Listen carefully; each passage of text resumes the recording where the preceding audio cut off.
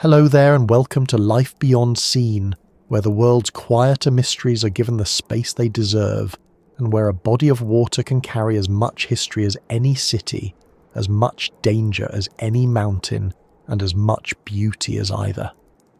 Tonight, we're not going somewhere remote in the way that word is usually meant. We're not heading to a polar ice shelf or a jungle interior or a cave system no one has mapped.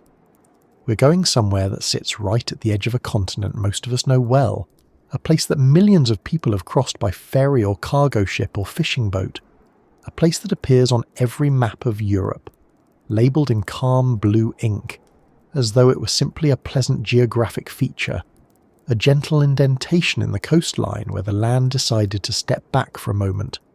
It is not that. It is very much not that. The place we are visiting tonight is a body of water that has been earning its reputation for over 2,000 years. It has swallowed fleets. It has redirected history. It has humbled empires, ended voyages, and shaped the character of every coastal people who have lived beside it. And it sits there now, as it always has, curving between the northwestern tip of Spain and the western coast of France. Wide and deep and patient, doing exactly what it has always done, which is to remind anyone who crosses it that the Atlantic Ocean does not become gentle simply because it has reached Europe's doorstep. Before we go any further, I want to ask you something simple. Where are you right now as you listen to this? Are you indoors, warm, with something comfortable nearby? Is there wind outside your window tonight? Can you hear rain? Or is it still and quiet where you are, I ask, because the contrast is worth noticing. Because the place we're about to spend some time with is one where stillness is a temporary condition, where calm is borrowed rather than owned, and where the weather does not so much pass through as arrive with intention. If you are somewhere warm and dry tonight, that is worth appreciating. And if you're somewhere with wind in the trees or rain against the glass, well, perhaps the atmosphere will suit us perfectly. If this kind of slow, careful exploration is the sort of thing that settles your thoughts and makes the world feel a little more interesting, I would be genuinely grateful if you took a moment to like this video and subscribe to Life Beyond Seen. It helps this quiet channel find more people who enjoy taking their time with a story, and there is plenty of time to take tonight. Now, let us begin with the shape of the thing. Because geography is never just geography. It is always also character. Imagine standing at the very edge of northwestern Spain, at a place called Cape Finisterre.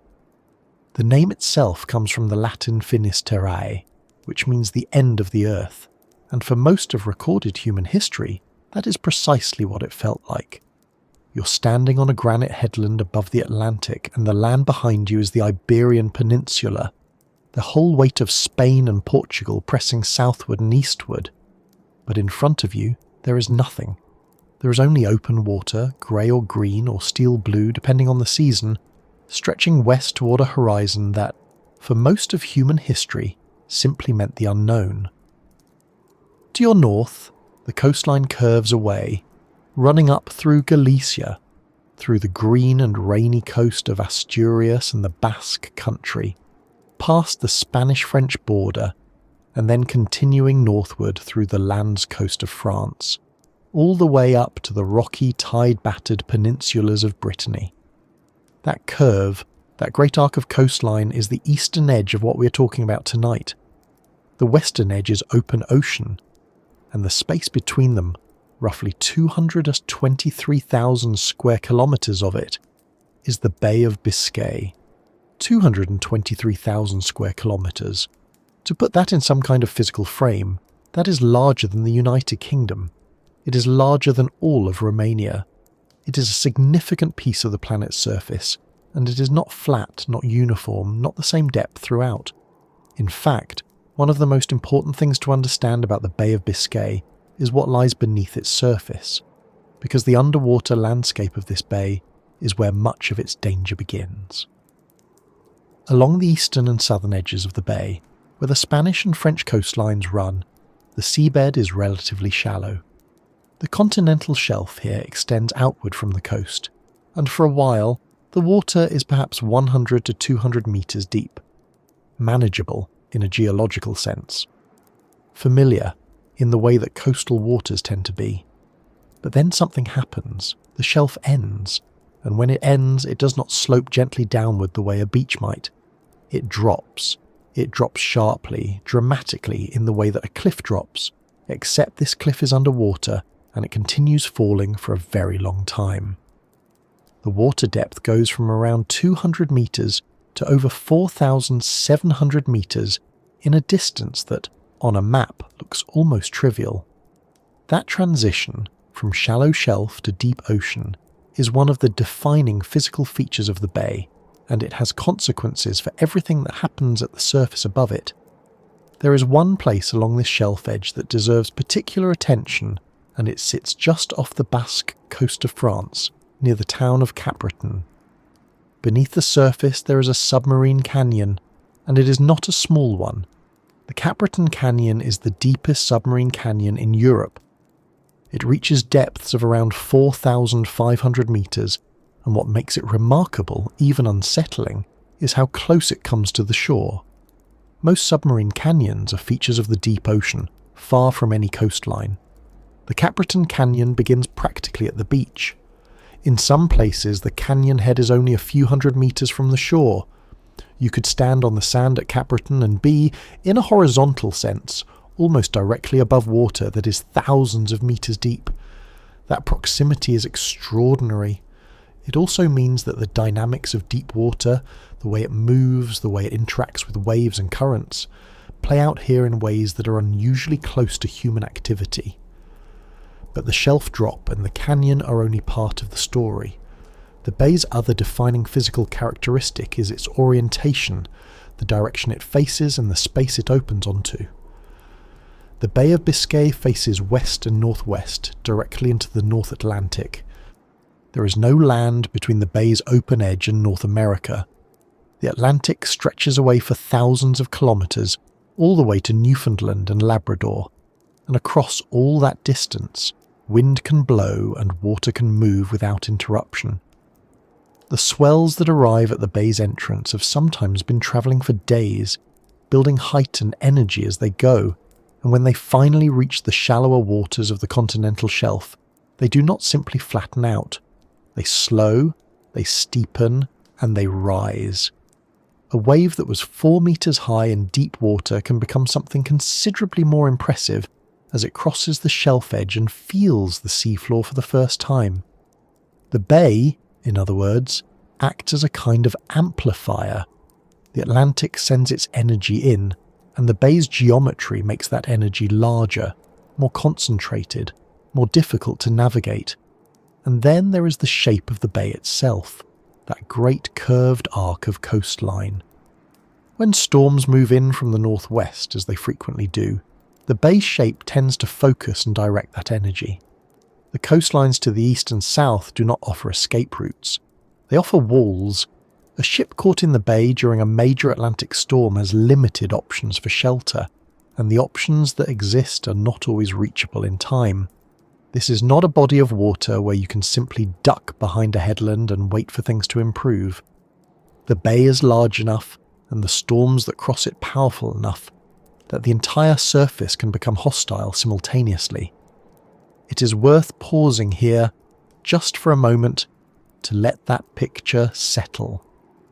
A body of water 223,000 square kilometers in size, open to the full fetch of the North Atlantic, sitting above a continental shelf that amplifies wave energy, containing one of Europe's deepest submarine canyons just offshore, and shaped in a way that concentrates storm energy rather than dispersing it.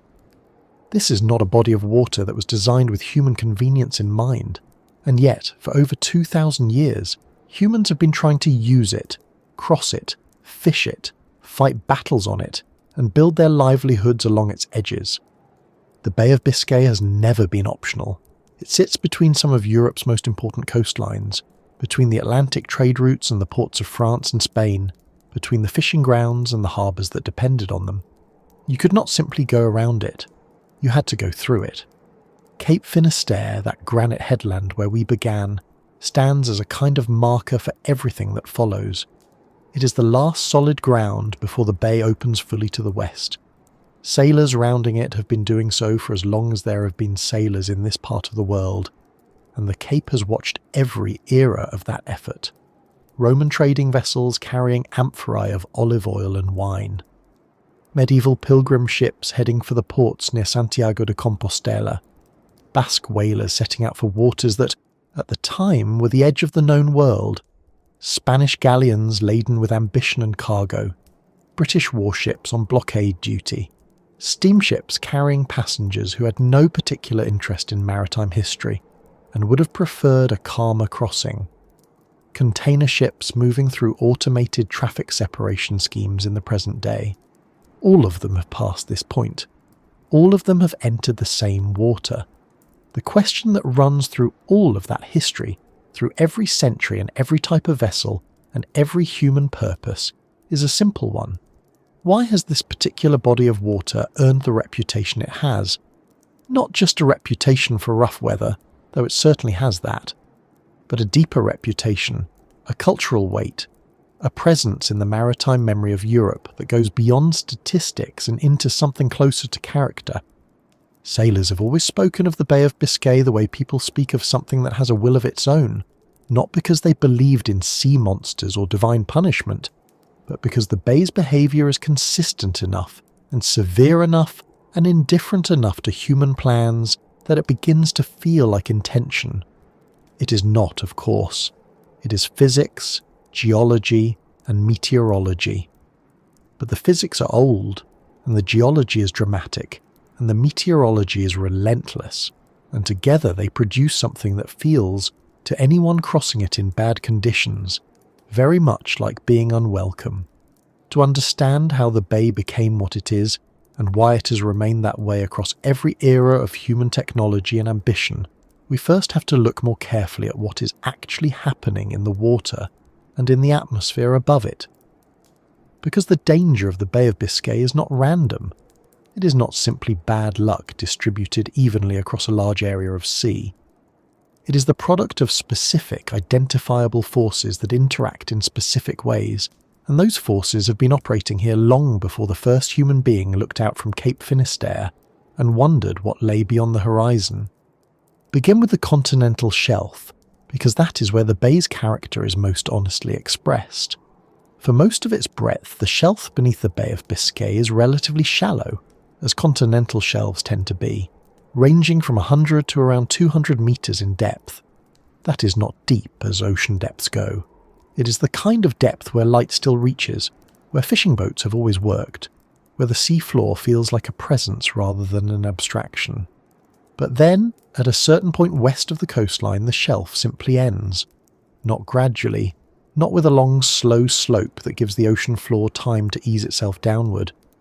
It ends abruptly, dropping away into water that reaches 4,000, 4,500, nearly 5,000 metres in places.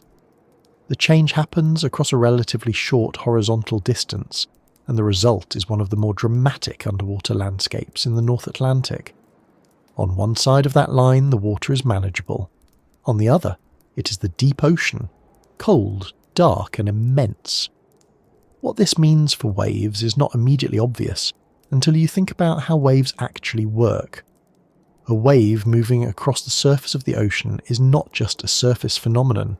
It carries energy through a column of water, and the depth of that water determines how freely the energy can travel. In the deep ocean, waves move quickly and relatively smoothly, their energy distributed through a great depth of water below them. But as a wave crosses from deep water onto a shallower shelf, the lower part of that energy column begins to feel the sea floor. The wave slows down at its base while the top continues forward. The wave compresses, it steepens, and as it steepens, it grows taller. This is the same process that produces the breaking waves on any beach, but on the scale of the Bay of Biscay, with Atlantic swells arriving after thousands of kilometres of open ocean travel, the effect is considerably more dramatic than anything a surfer on a gentle beach would recognise. The fetch, which is the unobstructed distance over which wind can drive waves, is one of the critical numbers in understanding this bay. To the west of the Bay of Biscay, there is no land until you reach North America. The nearest significant landmass in that direction is Newfoundland, roughly 5,500 kilometres away. Between here and there, the North Atlantic lies open, and when the prevailing westerly winds blow hard and consistently, they can drive swells across that entire distance. These are not short, choppy waves born from a local squall. These are long-period ocean swells, the kind that carry enormous energy and travel with a kind of slow, relentless momentum that shorter waves do not have. The average wave height in the Bay of Biscay during winter months runs somewhere between 4 and 5 metres. That is a significant baseline, not a worst case. That is simply what winter looks like here on an ordinary day. During major Atlantic storms, recorded wave heights in the bay have exceeded 20 metres, and there are documented cases of what oceanographers call rogue waves, single waves that appear larger than the surrounding sea state would predict, reaching heights that can overwhelm vessels designed to handle ordinary severe conditions. Wave period matters as much as wave height, and this is a detail that catches people off guard. A wave with a period of 14 seconds, meaning 14 seconds pass between the arrival of one crest and the next, carries far more energy than a wave of the same height with a period of 7 seconds. Long-period swells from the open Atlantic regularly arrive in the Bay of Biscay with periods in the range of 12 to 16 seconds. A sailor or a ship's officer looking at the sea state and measuring the wave height might feel that conditions are manageable, and then discover that the energy contained in those long, smooth rollers is considerably greater than their height suggested. The force that hits a hull, a pier, or a coastline is a product of both height and period together, and the Bay of Biscay tends to deliver both in combination. Then there is the Capitan Canyon, which deserves its own moment of attention. It is the deepest submarine canyon in Europe, running close to the Basque coastline near the town of Capitan in southwestern France. At its deepest, it reaches approximately 4,500 metres, and what makes it particularly unusual is how close it comes to the shore. Most submarine canyons are features of the outer continental shelf, safely distant from the coast. The Capitan Canyon extends to within a few hundred metres of the beach in some places, which means that the dramatic depth transition that typically happens far offshore happens here almost at the water's edge. The canyon acts as a conduit, channeling deep ocean swells directly toward the coast with very little shelf to slow them down first. For the coastal communities along this stretch of the Basque coast, the canyon is part of the local identity. Surfers from around the world travel to the town of Hossegor, just north of Capitan, specifically because the canyon delivers powerful, well-shaped waves directly to the beach. The same mechanism that makes those waves attractive to a professional surfer makes the same coastline genuinely hazardous for vessels caught in storm conditions. The weather above all of this water is shaped by forces operating at a much larger scale. The Bay of Biscay sits at a latitude, roughly 43 to 48 degrees north, that places it directly in the path of mid-latitude cyclones, the large rotating low-pressure systems that form over the North Atlantic and track eastward toward Europe. These systems are the dominant feature of the bay's climate, and they arrive with a frequency and intensity that distinguishes the bay from calmer seas to the south. The North Atlantic Oscillation, which is the difference in atmospheric pressure between the Azores high-pressure system and the Icelandic low, has a direct and measurable effect on how many of these storms reach the bay and how strong they are when they arrive. In years when the North Atlantic Oscillation is strongly positive, meaning the pressure difference is large, the westerly winds across the Atlantic are stronger and more persistent, and the storms that reach the bay are more frequent and more severe. In years when it is weakly positive or negative, the pattern shifts northward and the bay gets some relief. But the North Atlantic Oscillation does not hold its phase reliably enough to make long-range planning comfortable. One of the more alarming meteorological phenomena associated with the bay is what forecasters call explosive cyclogenesis, sometimes referred to informally as bombogenesis. This is the process by which a low-pressure system intensifies extremely rapidly, dropping in central pressure by 24 hectopascals or more within a 24-hour period. The threshold of 24 hectopascals in 24 hours is the meteorological definition of a bomb cyclone, and the Bay of Biscay has produced documented examples of systems that meet and exceed this threshold. The significance for anyone at sea is that a storm can go from manageable to catastrophic within a single watch cycle. A vessel that receives a forecast showing moderate conditions and sets out in reasonable weather can find itself 12 hours later in seas that bear no resemblance to what was predicted. The bay does not always give warning in proportion to what it is about to do. Two specific winds have earned their own names in the bay's vocabulary, which is itself a sign of how consistently they appear. The galern is a northwest wind, cold and sharp, associated with the passage of Atlantic frontal systems. It arrives quickly, often with a steep increase in wind speed, and the seas it generates have a short, steep character that is particularly uncomfortable for vessels working in the bay. The noroid, whose name comes from the old French word for northwest, is a southwest wind associated with the warm sector of Atlantic depressions, and it tends to bring heavy rain along with its force.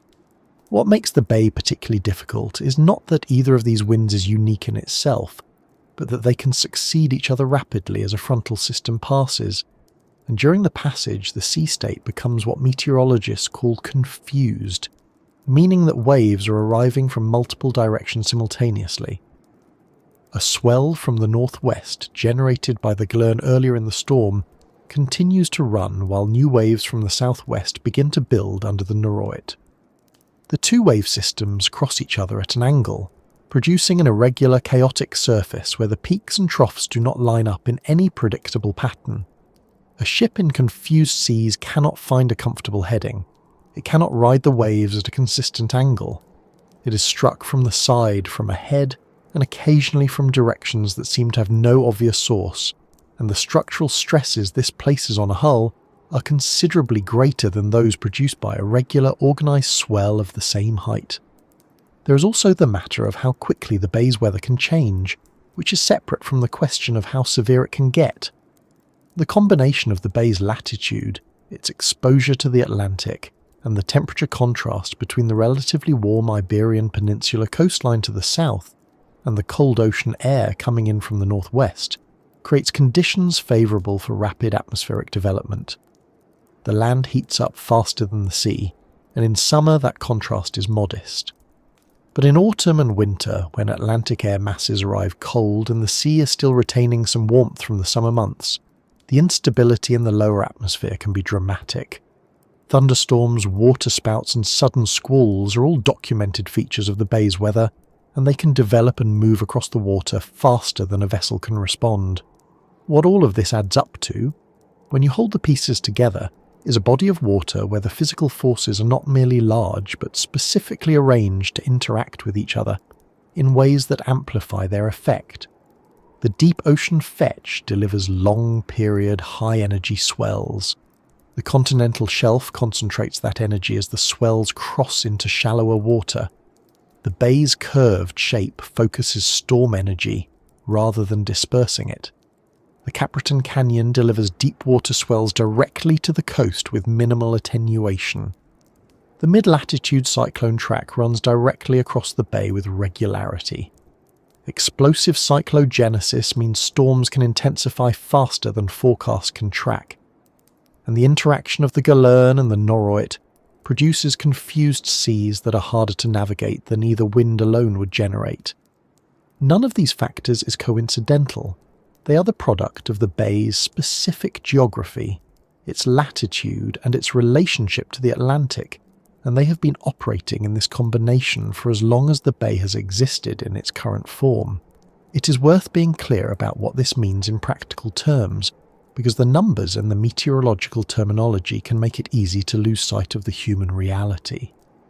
A vessel in the Bay of Biscay during a major winter storm is not experiencing an inconvenience or even a serious challenge in the abstract sense. It is experiencing a physical environment that can overwhelm steel, that can break equipment, that can exhaust crew members faster than they can recover, and that can make the most basic tasks of seamanship, steering a course, maintaining engine function, keeping water out of the hull, nearly impossible for extended periods.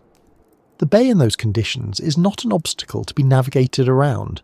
It is an active physical force pressing against every decision a crew makes, and it does not pause to allow recovery time. These are not just abstract forces operating in a vacuum. They have shaped, in specific and traceable ways, every human attempt to cross or use this water across every era of maritime history. The Basque fisherman who learned to read the swell period before setting out. The Roman merchant captain who chose to wait in harbour for 3 days rather than risk the northwest wind. The naval officer in the age of sail who knew that a ship caught on a lee shore in the bay had very little time to work with. The modern tanker crew watching the barometric pressure drop and calculating whether they can make port before the next system arrives. The physics have not changed. The shelf is where it has always been. The canyon is as deep as it ever was. The Atlantic fetch is the same fetch it has always been. What changes across the centuries is the human equipment brought to bear against these forces, the ships, the instruments, the forecasts, the rescue services, and the accumulated knowledge of how to survive here. But the forces themselves are constant, and they are the foundation on which every human story in this bay has been built. Understanding the physical character of the bay is not simply a matter of scientific interest.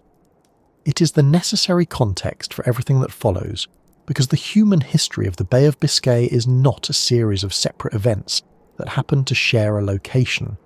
It is a continuous negotiation between human ambition and a very specific set of physical conditions, and those conditions have been shaping the outcome of that negotiation for longer than written records exist. The first people to build boats and put them in this water were not working from meteorological data or oceanographic surveys. They were working from experience, from observation, from the accumulated knowledge of people who had come before them and survived, and from the hard lessons of those who had not. And the cultures that grew up along the bay's edges, the Basques in particular, developed a relationship with this water that was neither romantic nor fearful, but something more practical and more durable than either. They learned what the bay would allow and what it would not, and they built their lives accordingly. That story begins earlier than most people realise, and it takes us to a coastline that still carries the memory of it in the names of its ports and the shape of its harbours. The Basques are perhaps the oldest seafaring culture in Europe that most people have never thought about in quite the right way. They're often mentioned as a footnote in the larger stories of Spanish or French history, a people of uncertain linguistic origin living along a rugged coastline between the Pyrenees and the sea. But if you look at the Bay of Biscay through the lens of who understood it first, who worked it most consistently, and who pushed its limits farthest, the Basques are not a footnote, they are the central chapter. Their language, Euskara, has no confirmed relatives anywhere in the world, which is itself a kind of signal that this is a people who developed in relative isolation over a very long time, shaped by a particular landscape and a particular sea, and that sea shaped them in return. The Basque coast runs along the southern edge of the bay, from roughly the Adour River estuary in France, down through the Spanish provinces of Guipúzcoa, Biscaya, and into Cantabria. The ports of San Sebastián, Bilbao, Guetaria and Bermeo sit along this stretch of coast, and they have been fishing ports for longer than reliable records exist. By the 11th century, there is documented evidence of Basque whalers operating in the bay itself, hunting the North Atlantic right whale, which at that time was present in the bay in significant numbers. The right whale got its English name partly from this tradition. It was the right whale to hunt, because it was slow enough to catch from a rowboat, because it floated when dead rather than sinking, and because it yielded large quantities of both oil and baleen. The Basques hunted it with long wooden boats called chalupas, using hand-thrown harpoons, and they did this in water that we have just spent considerable time establishing as one of the most physically demanding marine environments in the world. They were not reckless. They were skilled, and the distinction matters. What the Basques developed over generations of bay fishing was not courage in the abstract sense, but competence in the very specific sense. They learned the seasonal patterns of the bay's weather. They learned which months were workable and which were not. They learned the behaviour of the swells and the winds, the galern and the noroit, in ways that did not require meteorological vocabulary, because the knowledge was held in practice and in the body rather than in text. They built boats suited to the bay's conditions, relatively wide in the beam, capable of handling beam seas, with enough freeboard to manage the swells that came in from the northwest. And they passed this knowledge down through fishing communities, where the consequences of getting it wrong were immediate and permanent. By the early 1500s, the Basques had done something remarkable. They had followed the right whale across the Atlantic. The bay's right whale population had been declining under hunting pressure, and Basque whalers, following the whales and their own accumulated navigational knowledge, had crossed the Atlantic and were hunting off the coast of Labrador in Canada. The site of Red Bay on the southern coast of Labrador is today a UNESCO World Heritage Site. Archaeological excavations there beginning in the 1970s uncovered the remains of Basque whaling stations, try-works for rendering whale oil, and the wrecks of Basque whaling galleons dating to the mid-16th century. The most complete of these wrecks, a vessel identified as the San Juan, sank in Red Bay Harbour in 1565. It was a large ship, approximately 22 metres in length, built in the Basque tradition, with a broad hull designed for carrying cargo, in this case barrels of whale oil, across the Atlantic. The Basques were making these crossings decades before the more celebrated English and French colonial ventures, and they were doing it routinely enough to have established a seasonal industry. They were crossing the Bay of Biscay, sailing north across the Atlantic, hunting in Labrador waters, loading their ships with rendered oil, and returning home, all within a single season. The bay was not their obstacle, it was their training ground. The Romans had a different relationship with the bay, and it was a more reluctant one. Roman maritime trade along the Atlantic coast of Hispania and Gaul was significant. The Romans shipped wine, olive oil, garum, the fermented fish sauce that was something of an ancient Roman obsession, and various other goods between the Iberian Peninsula and the ports of Gaul and Britannia. Amphorae, the ceramic storage vessels used for these shipments, have been recovered from wrecks across the bay's coastal waters, and their distribution tells us something about the routes Roman merchant captains preferred. They hugged the coast where possible. They put in at ports like Brigantium, the Roman settlement near modern-day A Coruña in Galicia, which sat near Cape Finisterre, the point where any ship heading north from Hispania had to commit to the open bay crossing. Roman accounts describe the cape with a mixture of practical respect and something closer to superstition. Finisterre, the end of the earth, was not a casual name. It was the edge of the known world, and beyond it lay water that even experienced Roman sailors found difficult to predict or control. The Romans were not poor sailors, but the Bay of Biscay was not the Mediterranean, and their ships were not designed for it in the way that Basque vessels eventually would be. The medieval period brought a different kind of maritime traffic to the bay, one driven not by commerce alone, but by faith. The pilgrimage route to Santiago de Compostela, the shrine of St. James in Galicia, drew pilgrims from across northern Europe throughout the medieval period, and many of them came by sea. The sea route, known in some accounts as the Way of the Sea or the Maritime Camino, brought pilgrims from English ports like Bristol and Southampton, from Flemish and Dutch harbours, and from Brittany and Normandy, all of them crossing the bay to reach the Galician coast. These were not purpose-built pilgrimage vessels. They were merchant ships that carried pilgrims as a paying cargo, sometimes alongside goods, sometimes with pilgrims filling the hold in conditions that were uncomfortable at the best of times, and genuinely dangerous when the bay decided to assert itself. Medieval accounts of the crossing describe it with a consistency that suggests it was understood as a genuine ordeal, a penitential passage in the literal sense, something that prepared the pilgrim for the spiritual journey by first subjecting them to a physical one. Whether this was theological interpretation or simple honesty about the crossing is difficult to say, probably both.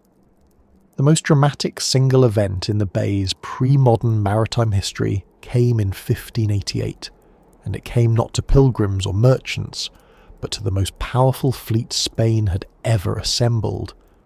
The Spanish Armada, sent by Philip II to invade England, failed in the English Channel and was forced to retreat north around Scotland, and then south along the Irish coast before attempting to return to Spain via the bay.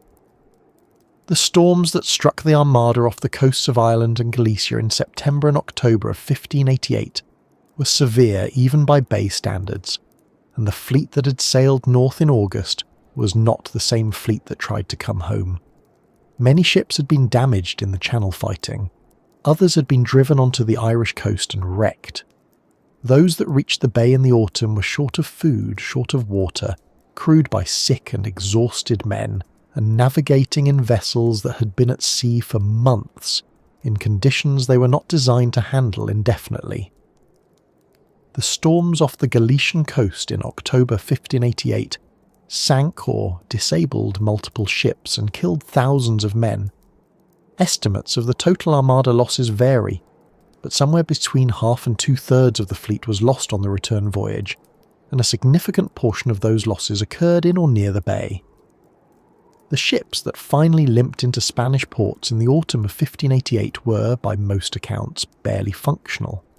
One account describes the survivors as so weakened by hunger and disease that many could not stand unaided when they came ashore. The ship types involved in these centuries of bay navigation are worth pausing on, because the vessels themselves tell us something about what the bay demanded. The general-purpose merchant and exploration vessel of the 15th and 16th centuries, was a relatively robust ship with high sides and a rounded hull, designed for ocean cargo rather than speed. The carrack, a larger development of the same basic design, was the ship of choice for long-distance ocean trade and was the type used extensively by both Spanish and Portuguese explorers in the Atlantic. The Basque whaling galleon was a more specialised vessel, broader and lower than the classic galleon of popular imagination, built to carry large quantities of rendered whale oil in barrels and to operate in the heavy northern seas. None of these ships had the kind of weather forecasting that would allow their captains to plan a bay crossing around the weather system, rather than simply hoping to get across before the next one arrived.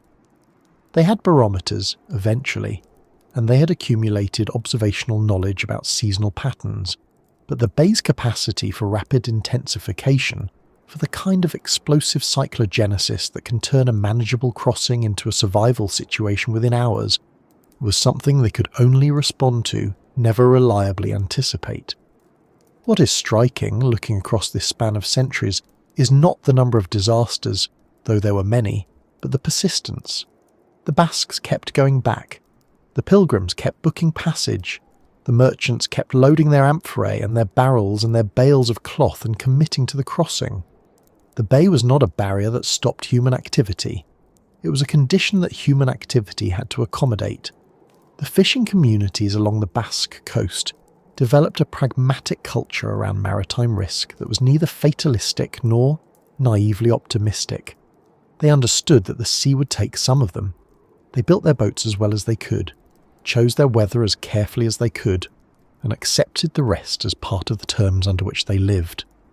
There is something in that acceptance that is worth sitting with, not as a model for modern risk management, which has rightly moved well beyond it, but as a way of understanding the particular character of the communities that the bay shaped over centuries. They were not people who romanticised the sea. They were people who worked it, and the distinction between those two things is exactly the width of the bay in winter.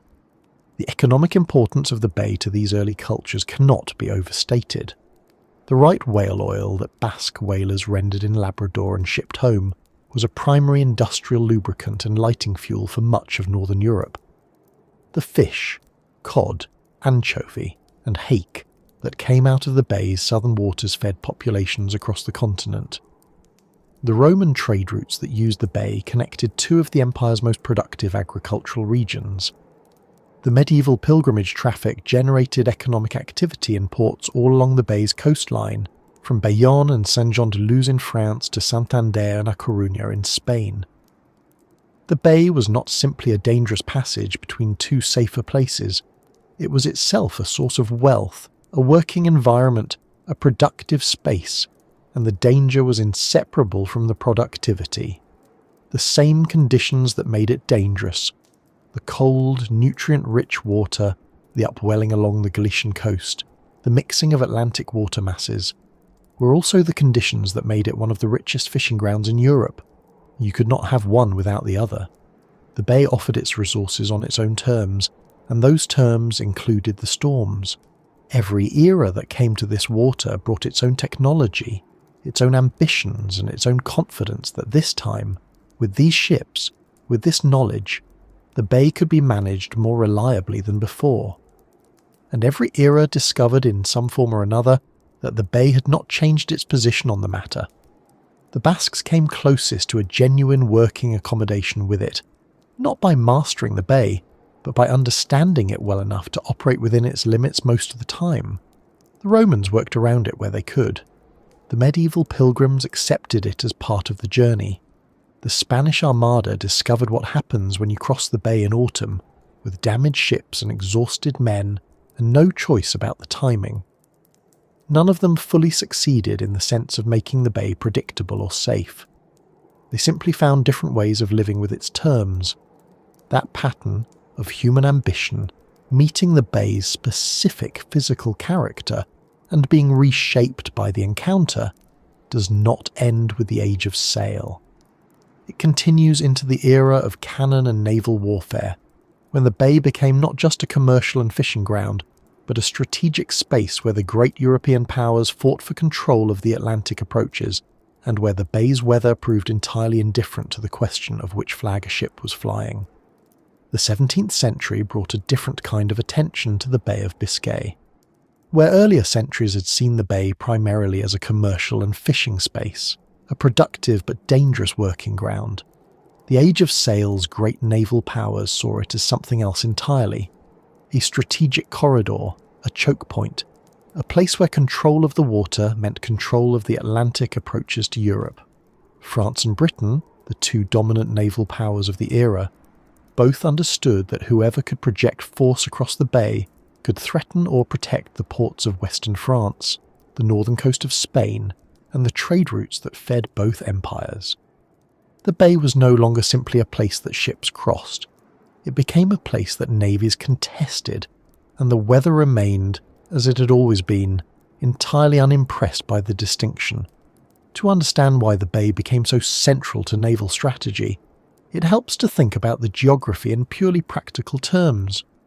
The great French Atlantic ports, Brest on the tip of Brittany, Rochefort further south on the Charente estuary, and Bordeaux, deeper still along the Gironde, were all positioned along the eastern edge of the bay. These were not minor harbours.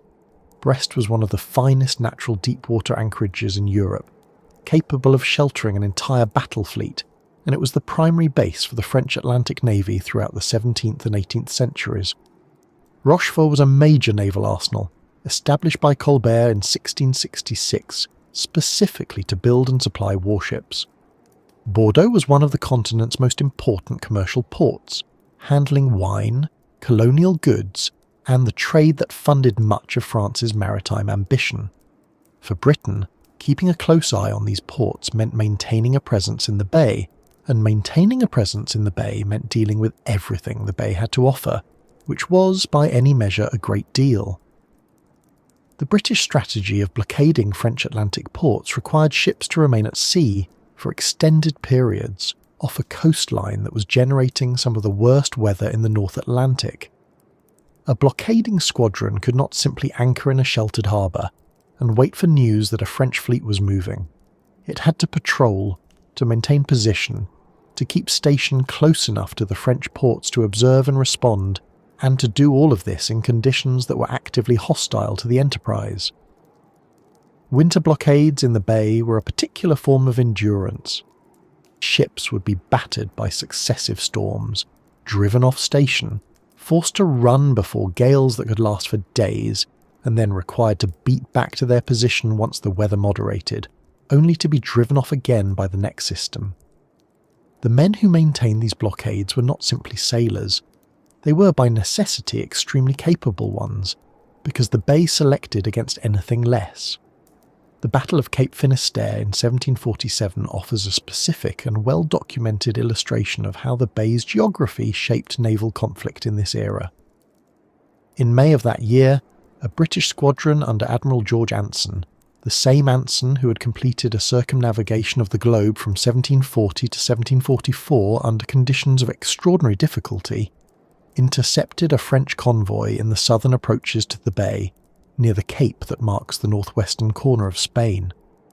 The French force consisted of a convoy of merchant vessels carrying supplies and reinforcements to French colonies, escorted by a fleet of warships under Admiral de la Jonquière. Anson's squadron, better organised and more experienced, defeated the escort in a running battle and captured the convoy. The engagement itself was not the most dramatic of the century, but its location is telling. Cape Finisterre, the end of the earth, was a natural convergence point for ships moving between the Atlantic and the Bay, and it was at this convergence that naval power was most effectively applied. A second battle at the same location followed in October of the same year, when Admiral Edward Hawke defeated another French convoy escort, capturing 6 ships of the line. 2 major naval engagements in the same season, at the same geographic point, because the bay's shape made that point unavoidable for any ship trying to enter or leave. The blockade of Brest was perhaps the longest sustained naval operation of the Age of Sail, running in various forms for much of the 7 Years' War, and again during the Napoleonic period.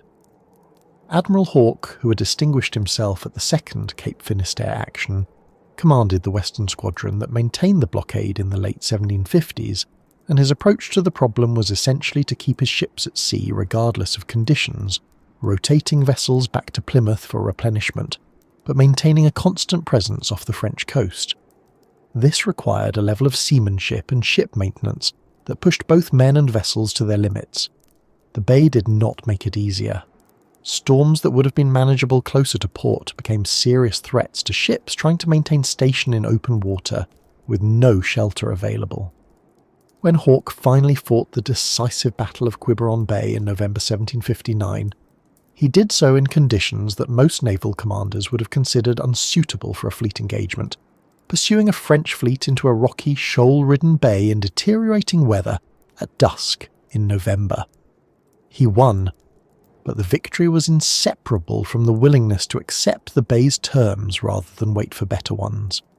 The Napoleonic Wars brought the Bay back to the centre of European strategic attention, with an intensity it had not seen before.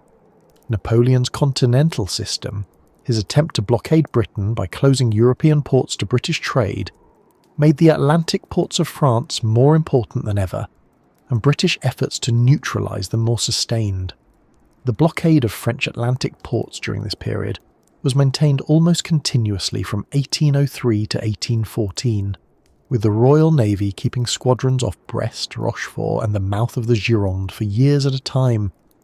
The human cost of this sustained operation is difficult to fully appreciate from a distance. Men spent months at sea in the Bay's waters, in conditions that range from merely uncomfortable to genuinely life-threatening, eating food that deteriorated steadily, living in cramped quarters below decks, and performing the repetitive and physically demanding work of keeping a sailing warship functional and on station. The aftermath of Trafalgar in October 1805 provides one of the Bay's more poignant episodes. The battle itself was fought off Cape Trafalgar, near the Strait of Gibraltar, well to the south of the Bay. But the storm that followed the battle, a severe Atlantic depression that arrived within days of the engagement, was very much a Bay weather event in character. British ships that had been damaged in the fighting, and there were many of them, now had to survive a gale that lasted several days and scattered the fleet across a wide area of water. HMS Victory, carrying Nelson's body preserved in a barrel of brandy, struggled northward through deteriorating conditions.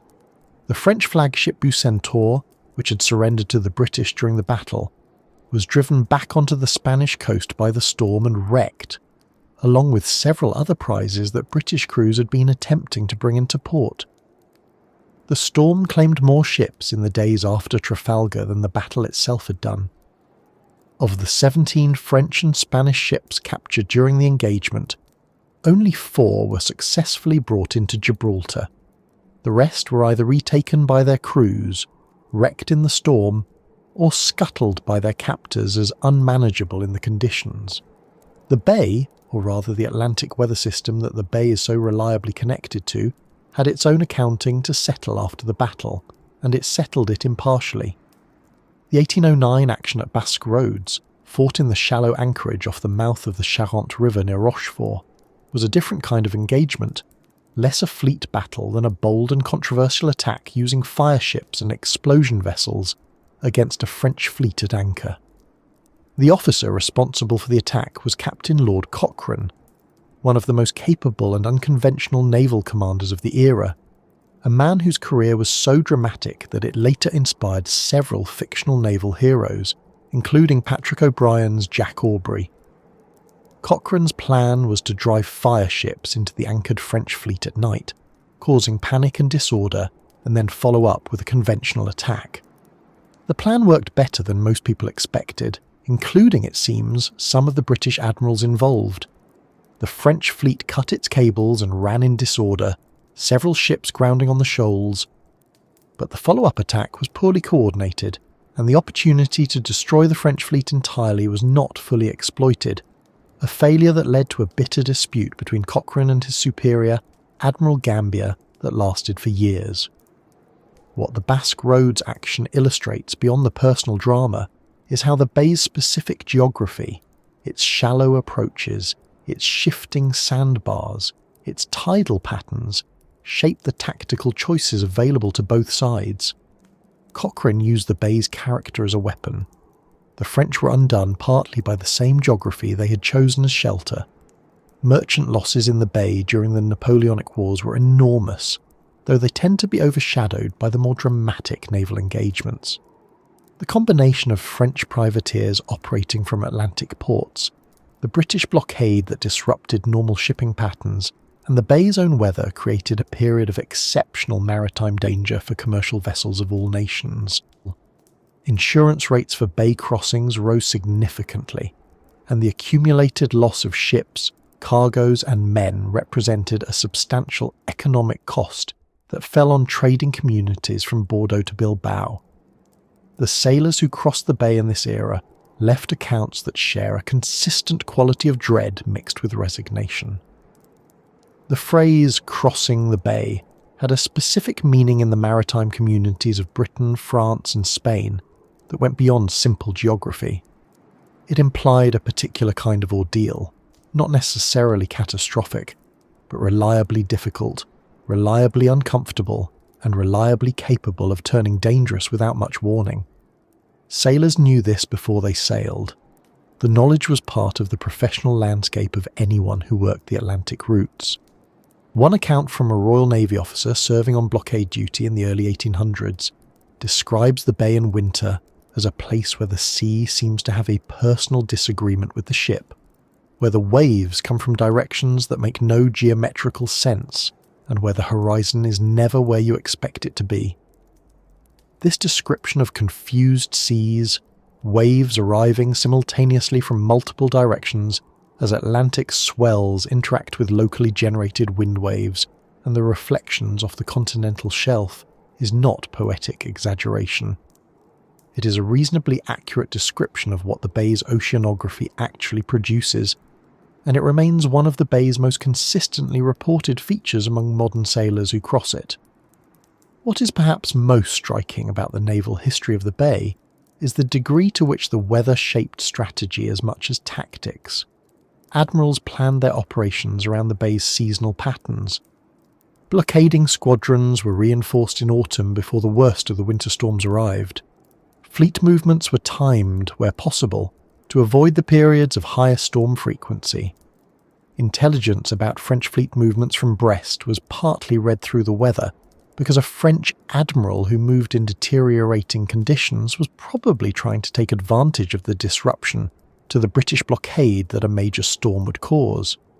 The bay's weather was not just a background condition, it was an active participant in strategic calculation, a factor that both sides had to account for in their planning, and that both sides were sometimes wrong about, the age of naval warfare in the Bay ended not with a single decisive moment, but with a gradual transition as steam power began to reduce the weather's influence on military operations. A steam-powered warship could maintain station in conditions that would drive a sailing vessel off position.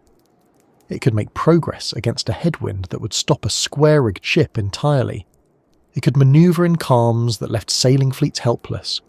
But the transition was slow, and for the first half of the 19th century, the Bay remained a place where organised naval power was still subject to the same basic constraints that had applied to Anson and Hawke and Cochrane.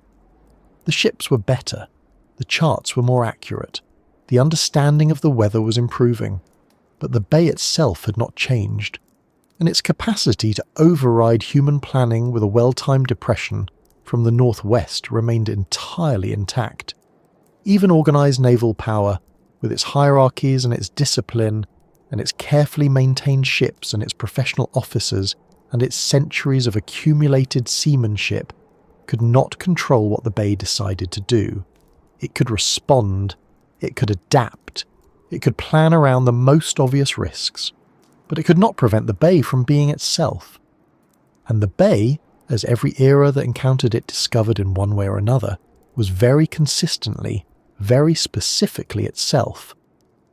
That consistency, that refusal to be managed or predicted into submission, is what connects the Basque whalers of the 11th century to the blockading squadrons of the 19th, and it is what begins to take on a more scientific character as the study of weather itself advances into the modern era, bringing with it not the elimination of the Bay's danger, but a much more precise understanding of exactly why that danger is so difficult to escape. To understand why the Bay behaves the way it does, and why that behaviour has remained so stubbornly consistent across centuries of human experience, we have to go deeper than the surface of the water. We have to go into the atmosphere above it, into the pressure systems that form and move across the North Atlantic, and into the specific conditions that the Bay's geography creates for those systems when they arrive. Because the danger of the Bay of Biscay is not simply a matter of wind and waves, in the way that any open stretch of ocean can produce wind and waves. It is a matter of how the Bay amplifies, accelerates, and concentrates atmospheric events in ways that make it behave differently from the surrounding ocean, and differently from what even experienced sailors often expect. The first piece of the puzzle is something called the North Atlantic Oscillation, or the NAO, which is one of the most important drivers of European weather and is directly responsible for the character of any given winter in the Bay. The NAO describes the pressure difference between a semi-permanent area of high pressure near the Azores and a semi-permanent area of low pressure near Iceland. When that difference is large, which meteorologists call a positive NAO phase, the pressure gradient drives strong westerly winds across the North Atlantic, pushing storm tracks northward and delivering wetter, windier winters to northwestern Europe, including the Bay. When the difference is small or reversed, a negative NAO phase, the storm tracks shift southward, and the Bay can find itself more directly in the path of major Atlantic depressions. The NAO is not something you can predict reliably weeks in advance. It shifts on timescales of days to weeks, which means that the Bay's overall storm character in any given winter is partly determined by a large-scale atmospheric pattern that meteorologists can monitor but cannot control, and that sailors in the age before modern forecasting could not even see coming. What the NAO does is set the stage. What happens on that stage is determined by the specific mechanisms of storm development over and around the Bay. One of the most important of these mechanisms is a phenomenon called explosive cyclogenesis, which has the more evocative informal name of bombogenesis. A cyclone is said to undergo explosive development when its central pressure drops by at least 24 hectopascals in 24 hours. To put that in perspective, a normal pressure drop associated with an approaching low pressure system might be 5 to 10 hectopascals over the same period. A pressure drop of 24 hectopascals in 24 hours represents a storm intensifying at roughly 2.5 times the rate that would already be considered significant. The Bay of Biscay, because of its position at the edge of the European continent, and the specific temperature contrast between the relatively warm Iberian landmass and the cold Atlantic air masses that arrive from the northwest is one of the most favourable environments in the world for exactly this kind of rapid intensification. The temperature contrast creates a sharp boundary in the atmosphere, and when a developing low-pressure system moves along or across that boundary, the contrast can fuel a dramatic acceleration of the cyclone's development. A storm that looked manageable at midday can be genuinely dangerous by midnight. A depression that the morning forecast described as moderate can arrive as something considerably more serious. The most famous example of this process in the Bay's modern history, at least in terms of public awareness, is the Great Storm of October 1987. The storm itself originated over the Bay of Biscay, intensifying rapidly as it moved northeastward across France and into southern England during the night of the 15th and 16th of October. It brought gusts of up to 220 km per hour to parts of France, and sustained winds that reached 177 km per hour at Pointe du Raz in Brittany. In England, it was the most destructive windstorm since 1703. 18 people were killed in England alone, and an estimated 15 million trees were uprooted across the country overnight. The storm is remembered partly for its destruction, and partly for something that happened on BBC television the evening before it arrived, when weather forecaster Michael Fish addressed a viewer who had called in worried about a hurricane and said, reassuringly, that there was no hurricane on the way. He was technically correct, in the narrow sense that the storm was not a tropical hurricane, but the reassurance turned out to be one of the more unfortunate sentences in the history of British meteorology. What Fish and the forecasting models of the time failed to fully capture was the extraordinary speed at which the storm had developed over the bay in the preceding hours. The models underestimated the intensification. The bay had done what it often does, which is to take a developing system and accelerate it beyond what the available tools could reliably predict. 12 years later, the bay was involved in an even more destructive sequence of events. In late December 1999, two storms named Martin and Lothar struck France and Spain in rapid succession over just a few days. Lothar arrived on the 26th of December with central pressure dropping to around 964 hectopascals and moved across France at exceptional speed, bringing gusts that exceeded 200 km per hour in parts of Brittany and Normandy. Martin followed 2 days later, striking the southern coast of France and parts of Spain with comparable ferocity. Between the two storms, approximately 140 people were killed across France and Spain, with a significant proportion of those deaths occurring in coastal areas along the bay. The economic damage across the two countries was estimated at around 18 billion euros. The storms felled an estimated 300 million trees in France alone, including historic trees in the gardens of Versailles that had stood for over a century. Both storms had undergone rapid intensification in or near the bay, and both arrived faster and stronger than the forecast models had indicated. The December 1999 storms remain a benchmark event in European meteorology, partly because of their scale, and partly because of what they revealed about the limitations of numerical weather prediction when dealing with rapid cyclogenesis in the Bay region. What makes the Bay particularly effective, as what meteorologists sometimes call a storm nursery, is the combination of factors that converge in a relatively small area. The warm surface waters along the Iberian coast, particularly in late summer and early autumn, provide energy to developing systems. The cold, dry continental air that can pour southwestward from the European interior during winter creates sharp temperature gradients when it meets the relatively mild Atlantic air over the bay. The shape of the bay itself, curving inward toward the coast of France and Spain, means that storm systems moving northeastward are partly channeled and concentrated rather than simply passing over open ocean. And the bay's position at the latitude where mid-latitude cyclones are most active, roughly between 43 and 48 degrees north, means that it sits directly in the preferred development zone for North Atlantic storm systems during the winter months. It is not that storms are drawn to the bay in any intentional sense.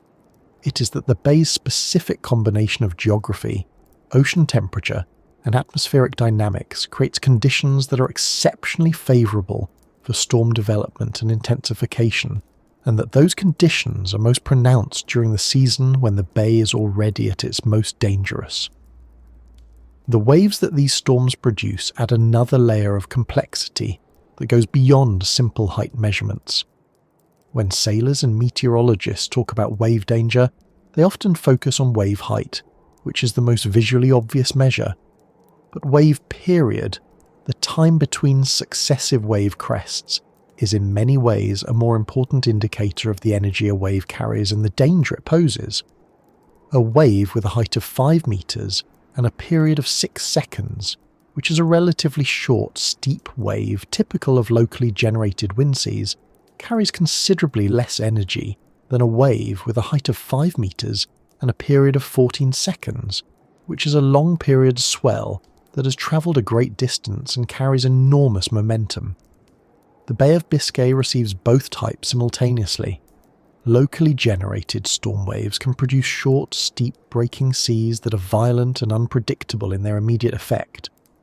At the same time, long-period Atlantic swells, generated by storms far out in the North Atlantic and travelling without obstruction across thousands of kilometres of open ocean before arriving at the bay's continental shelf, carry deep water energy that does not dissipate quickly.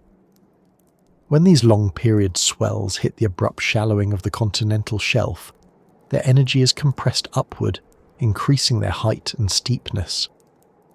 When they interact with locally generated storm waves arriving from a different direction, the result is the confused sea state that appears in so many historical accounts, waves arriving from multiple directions simultaneously, crossing each other, combining at unpredictable moments to produce rogue crests that can be significantly larger than either wave train alone would generate. The Capitan Canyon, which runs close to the French Basque coast near the town of the same name and reaches depths of over 4,500 metres, creates its own specific wave effects in the southern bay. The canyon acts as a conduit for deep ocean swells, channeling long-period energy toward the coast in ways that can produce exceptionally large waves in a relatively confined area.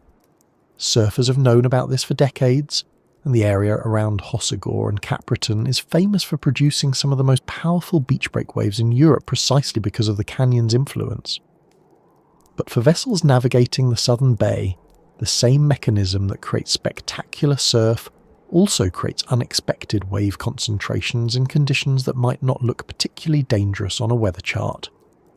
Rogue waves, individual waves that are significantly larger than the surrounding sea state and that appear without clear warning, have been documented in the bay on multiple occasions. For most of the 20th century, rogue waves were considered by many scientists to be sailors' mythology, the kind of story that grew in the telling.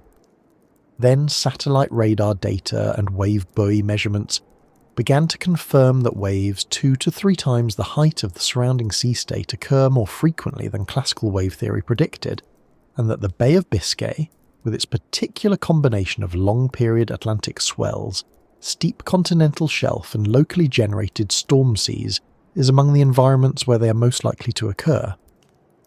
A wave buoy off the Spanish coast recorded a wave of 26 metres during a storm in February 2014, in a sea state where the significant wave height, the average of the highest third of all waves, was around 12 metres. That is not a statistical anomaly in the abstract sense. That is a wall of water more than 8 stories tall, arriving without specific warning in conditions that were already extremely dangerous. The science of the bay's weather, then, describes a system that is not random but is also not predictable, in the way that the word predictable implies safety. The North Atlantic Oscillation sets the general character of the season. The temperature contrasts over the bay create the conditions for rapid cyclogenesis. The storms that develop can intensify faster than models reliably capture. The waves they generate combine with long-period Atlantic swells to produce sea states that are more dangerous than any single measurement suggests. And the specific geometry of the bay, its shelf break, its canyon, its curved coastline, amplifies and concentrates all of these effects in ways that are specific to this place and do not apply in the same way to the open Atlantic. Modern meteorology has given sailors and shipping operators tools that would have been unimaginable to any of the officers who struggle through the bay in the age of sail. Numerical weather prediction models now run at resolutions of a few kilometres. Wave models incorporate the shelf topography and produce forecasts of sea state that are remarkably detailed by historical standards. Satellite data provides near real-time information about sea surface temperatures, wave heights, and storm positions across the entire North Atlantic. The Copernicus Marine Service produces ocean forecasts for the bay, updated 4 times daily. NOAA's WaveWatch model and the European Centre for Medium-Range Weather Forecasts produce ensemble forecasts that give probabilistic guidance about storm development. Voluntary observing ships and wave buoys scattered across the bay provide ground truth data that feeds continuously into the models, and yet the bay continues to produce surprises. Not because the science is wrong, but because the system is complex enough that even the best models have limits, and because the bay's capacity for rapid intensification means that the window between a manageable forecast and a dangerous reality can be shorter than the update cycle of the forecast itself. The 1987 storm and the 1999 storms were not failures of meteorology in the sense of fundamental misunderstanding. They were encounters with the genuine limits of prediction in a system that can change faster than the tools available at that moment could track. Those tools have improved significantly since 1987, but the bay's fundamental character has not changed. The shelf is still there, the temperature contrasts are still there, the Atlantic swells are still arriving from Newfoundland with their full complement of deep ocean energy. The NAO is still shifting in ways that determine the character of each winter season. Knowing the science has not made the crossing predictable. It has, in a specific and somewhat ironic way, made the surprise more precise. We now know much more clearly exactly where the uncertainty lies, exactly which mechanisms are responsible for the events that exceed our forecasts, and exactly why the bay is so much better at rapid intensification than the surrounding ocean. What we cannot do is eliminate that uncertainty. We can only map it more carefully and hope that the map is accurate enough when it matters. That gap between knowledge and certainty is not unique to meteorology, and it is not unique to the bay. But it is perhaps expressed more clearly here than in most places, because the consequences of the gap are so immediate and so physical. A storm that develops faster than the model predicted is not an abstract statistical event. It is a concrete reality experienced by the crew of a vessel that set out in conditions that looked acceptable and found themselves in conditions that were not. And that experience of the gap between what was expected and what arrived is one of the oldest and most consistent features of the bay's relationship with the people who have tried to cross it. The science has changed. The experience has not changed as much as the science might suggest it should. Which brings us to the age of steam, and to the specific question of what happened when the first generation of mariners who believed that technology had finally given them an edge over the bay discovered what the bay thought about that particular assumption. There is something quietly seductive about the idea of a machine that cannot be stopped by weather. A vessel that does not depend on the direction of the wind, that carries its own power inside it, that can push forward through conditions that would have left a sailing ship helpless, hove to and praying. When steam propulsion began to establish itself seriously in Atlantic shipping during the middle decades of the 19th century, there was a genuine and understandable sense among mariners and ship owners that something fundamental had changed in the relationship between human ambition and the sea. Sails had always been a negotiation. You took what the wind offered, or you waited. Steam felt like the end of that negotiation, or at least like the moment when the balance of power shifted decisively toward the human side of the conversation. The Bay of Biscay, as it had done with every previous assumption about mastery of the water, received this idea with complete indifference. The transition from sail to steam did not happen overnight, and for much of the 19th century the two technologies existed side by side in a relationship that was more complicated than a simple before and after story. Early steam vessels still carried substantial sail rigs because their engines were unreliable. Their coal consumption was enormous, and the infrastructure of coaling stations around the world's oceans was still being built. A ship that ran out of coal in the middle of the Bay of Biscay in a westerly gale had not solved the problem that its predecessors faced. It had simply exchanged one kind of vulnerability for another. The engine gave you independence from the wind in moderate conditions. In severe conditions, the engine gave you something to lose. The wreck of the SS Serpent in November 1890 is one of the clearest illustrations of what the Bay did with the confidence of the steam age, and it is also one of the stories that the Bay's history returns to repeatedly because of the particular sharpness of its numbers. The Serpent was a Royal Navy gunboat, a steel-hulled vessel of 1,118 tons launched in 1887 and assigned to convoy duty carrying relief crews and supplies to ships stationed overseas. She was not an old ship. She was not poorly maintained. She was a modern naval vessel operated by trained professional sailors under naval discipline. On the night of November 10th, 1890, she was making her way southward through the bay in deteriorating weather when she ran onto the rocks of Cape Finisterre, the same headland that marks the southwestern corner of the bay, the place where the Atlantic coast of the Iberian Peninsula turns its face to the open ocean. Of the 175 men aboard, 172 died. 3 survived. Their names were Henry Burton, Edwin Burton, and William Howell, and their survival appears to have depended on a combination of physical strength, the specific section of the wreck they were near when she broke up, and the kind of fortune that cannot be planned for or predicted. The bodies of the dead were recovered over the following days and weeks by local Galician fishermen and villagers, and were buried in a small cemetery near the village of Camariñas, where a memorial still stands. The Spanish government and local community maintained that cemetery with care for generations, which is itself a quiet statement about the relationship between the people who live along the bay's coast and the recurring reality of what the water delivers to their shores. What made the Serpent's loss particularly instructive was not simply that a steam vessel had been wrecked, but the mechanism of the wreck. She had not been overwhelmed in open water by wave height alone. She had been driven onto a known and charted hazard in conditions where her position was uncertain, where visibility was poor, and where the combination of wind, current, and sea state made it impossible to establish with confidence exactly where she was relative to the coast. The fundamental navigational problem of the bay, the problem that had killed sailors since before the Romans, had not been solved by the steam engine. The engine gave you propulsion. It did not give you position. It did not give you visibility. It did not give you a way to know, in the dark and the spray and the noise of a gale, exactly how close the rocks were. The lighthouse at Cabo Villan, which stands on the headland near where the Serpent went down, was completed in 1896, 6 years after the wreck, and it holds a specific distinction in the history of the bay's relationship with navigational technology. It was the first electric lighthouse in Spain.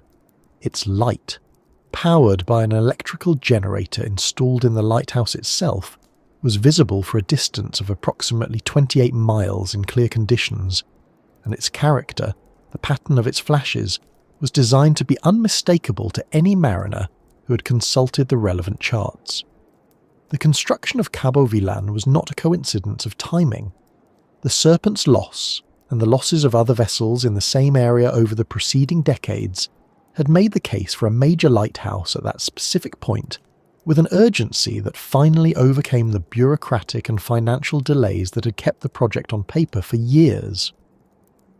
The lighthouse was a response, and like most navigational responses to bay disasters, it came after the disaster rather than before it. The lighthouse program along the bay's coast was one of the 19th century's most sustained engineering responses to the specific hazards of this water. The French coast of the bay, from the Gironde estuary northward to the Brittany Peninsula, was marked by a series of powerful lighthouses constructed through the second half of the century, many of them on exposed offshore rocks that required extraordinary engineering effort to build. The Phare de Cordouan, at the mouth of the Gironde, is one of the oldest lighthouses in France, and had been modernised repeatedly since its original construction in the early 17th century. The Phare de Chassiron on the Ile d'Oléron, the towers along the Breton coast, and the Spanish lighthouses from Santander westward to Finistère formed a system of fixed navigational references that gave steam-powered vessels a framework for coastal passage in conditions where dead reckoning alone was dangerously imprecise. But a lighthouse is only useful if you can see it, and the bay's weather produces conditions in which visibility can drop to near zero across large areas for extended periods. The light is there, the fog is also there. The story of the SS Afrique, which was lost in January 1920, belongs to a different chapter of the bay's relationship with the steam age, and it is a story that is less well known outside France than its scale probably warrants. The Afrique was a passenger and cargo vessel operated by the Compagnie des Chargeurs Réunis, a French shipping company with extensive routes between France and West Africa. She was built in 1907, displaced around 5,400 tons, and by 1920 was 13 years old, which was not an unusual age for a working passenger vessel of that era. On the night of January 11th, 1920, she was making her way northward through the bay in severe weather conditions when she suffered a mechanical failure. The precise nature of the failure has been described in different accounts as a broken propeller shaft, a flooded engine room, or a combination of mechanical problems that left her without propulsion at a critical moment. What is agreed upon is that she was left drifting in heavy seas off the Vendée coast of France, that distress signals were sent, and that rescue vessels attempted to reach her. The rescue attempt failed. The weather conditions that had disabled the Afrique also made it nearly impossible for the rescue vessels to reach her position, and, having reached it, to execute any effective transfer of passengers and crew. She sank on January 12th. Of the 610 people aboard, 568 died. The survivors numbered 34. The Afrique disaster remains one of the worst maritime losses in French history, and it is also a case study in the specific kind of danger that the steam age introduced without eliminating. A sailing vessel disabled by a broken mast or a torn sail was in serious trouble, but it retained some residual ability to manage its situation, to use remaining canvas, to anchor if depth permitted, to drift in a direction that might be survivable. A steam vessel disabled by a mechanical failure in heavy seas had lost its primary means of control entirely and had no comparable fallback. The engine was everything. When the engine stopped, the ship became a very large, very heavy and very unresponsive object in the hands of the sea. The development of weather forecasting as a systematic practice is connected to the bay in ways that are not always recognised in general histories of meteorology. The bay's role as a storm nursery and as the primary approach route for Atlantic weather systems moving toward Europe meant that the demand for reliable weather information was particularly acute along its coasts. The Naval Observatory at Brest on the northwestern tip of Brittany was among the earliest institutions in France to maintain systematic barometric records, and the data collected there through the 19th century contributed to the growing understanding of how pressure patterns and storm development were related. The Bilbao Meteorological Station on the Spanish side of the bay similarly accumulated records that helped build the empirical foundation for understanding the bay's specific weather patterns. The British meteorologist Robert Fitzroy, who had himself sailed through the bay as a naval officer and who became the first director of what would become the Met Office, developed some of his early thinking about storm warning systems in response to the losses of vessels in the bay and the broader North Atlantic. His telegraph-based storm warning system, introduced in the 1860s, was the ancestor of every maritime weather forecast that followed. What the forecasting pioneers were grappling with, and what the steam age had made more urgent rather than less, was the fundamental mismatch between the speed at which the bay's weather could change and the speed at which information about that change could reach the people who needed it. In the era before radio, a ship at sea had no way of receiving a forecast update. It had whatever information its officers had gathered before departure, whatever they could observe directly from the deck, and whatever their experience and instruments could tell them about the likely direction of change. A barometer falling rapidly was a warning, but it was a warning that required interpretation, and the interpretation depended on knowing roughly where you were in relation to the developing system, which itself depended on information you did not have. The steam engine had given mariners the ability to act on a forecast by maintaining a course against a headwind or making speed to clear a dangerous area before conditions deteriorated. But acting on a forecast required having a forecast, and having a forecast required a communications infrastructure that the 19th century was only beginning to build. The introduction of wireless telegraphy in the early 20th century changed this situation dramatically, and the Bay was among the first maritime environments to benefit from its application to weather communication. Shore stations along the French and Spanish coasts began transmitting weather observations and storm warnings by radio in the years before the First World War, and by the 1920s a ship crossing the bay could receive regular weather bulletins from multiple stations. The Afrique in 1920 was operating at the very beginning of this era, and the communications that were exchanged during her final hours, distress signals sent and received, rescue vessels directed toward her position, the agonizing updates as the rescue attempts failed, represent one of the first major maritime disasters in which radio communication played a central and documented role. The radio did not save the Afrique, but the record it left behind was more complete than any comparable disaster from the decades before, and that completeness contributed to the investigations and reforms that followed. The reforms that followed the major steam age disasters in the Bay followed a pattern that would repeat itself throughout the 20th century. A disaster of sufficient scale produced an inquiry. The inquiry identified specific failures of equipment, procedure, communication, or regulation. Recommendations were made.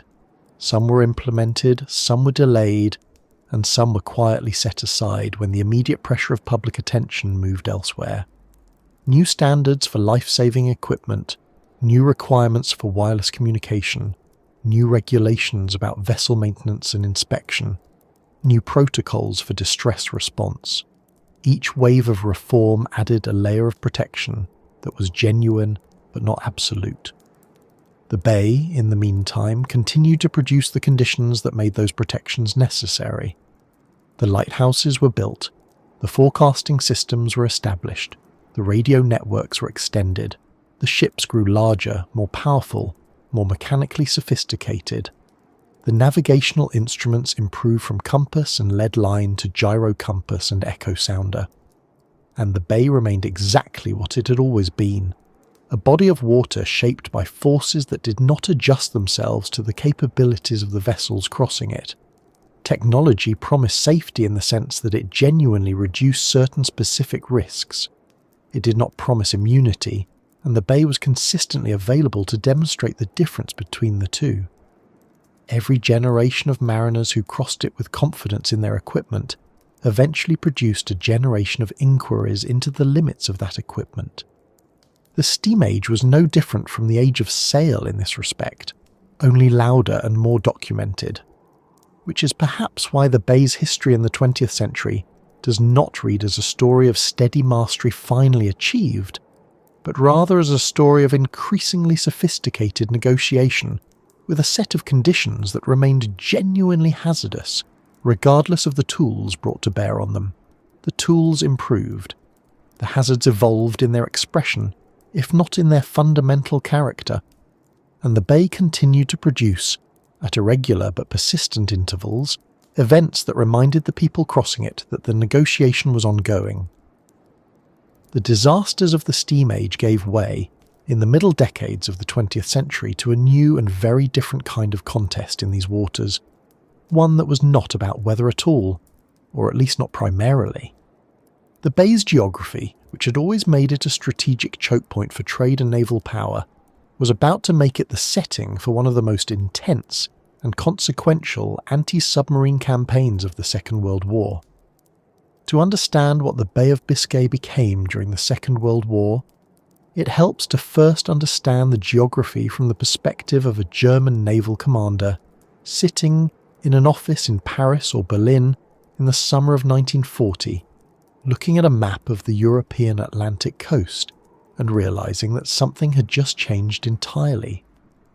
Before the fall of France, German U-boats operating in the North Atlantic had to leave from ports in northern Germany, cross the North Sea, navigate around the top of Scotland or through the English Channel, and then reach the open Atlantic. It was a long transit, exposed, time-consuming, and limiting.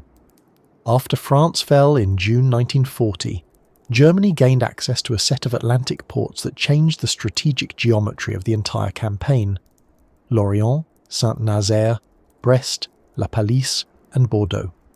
5 ports on the Bay of Biscay coast, facing directly west into the Atlantic, separated from the open ocean by nothing except the width of the bay itself. For the German submarine fleet, this was an extraordinary advantage.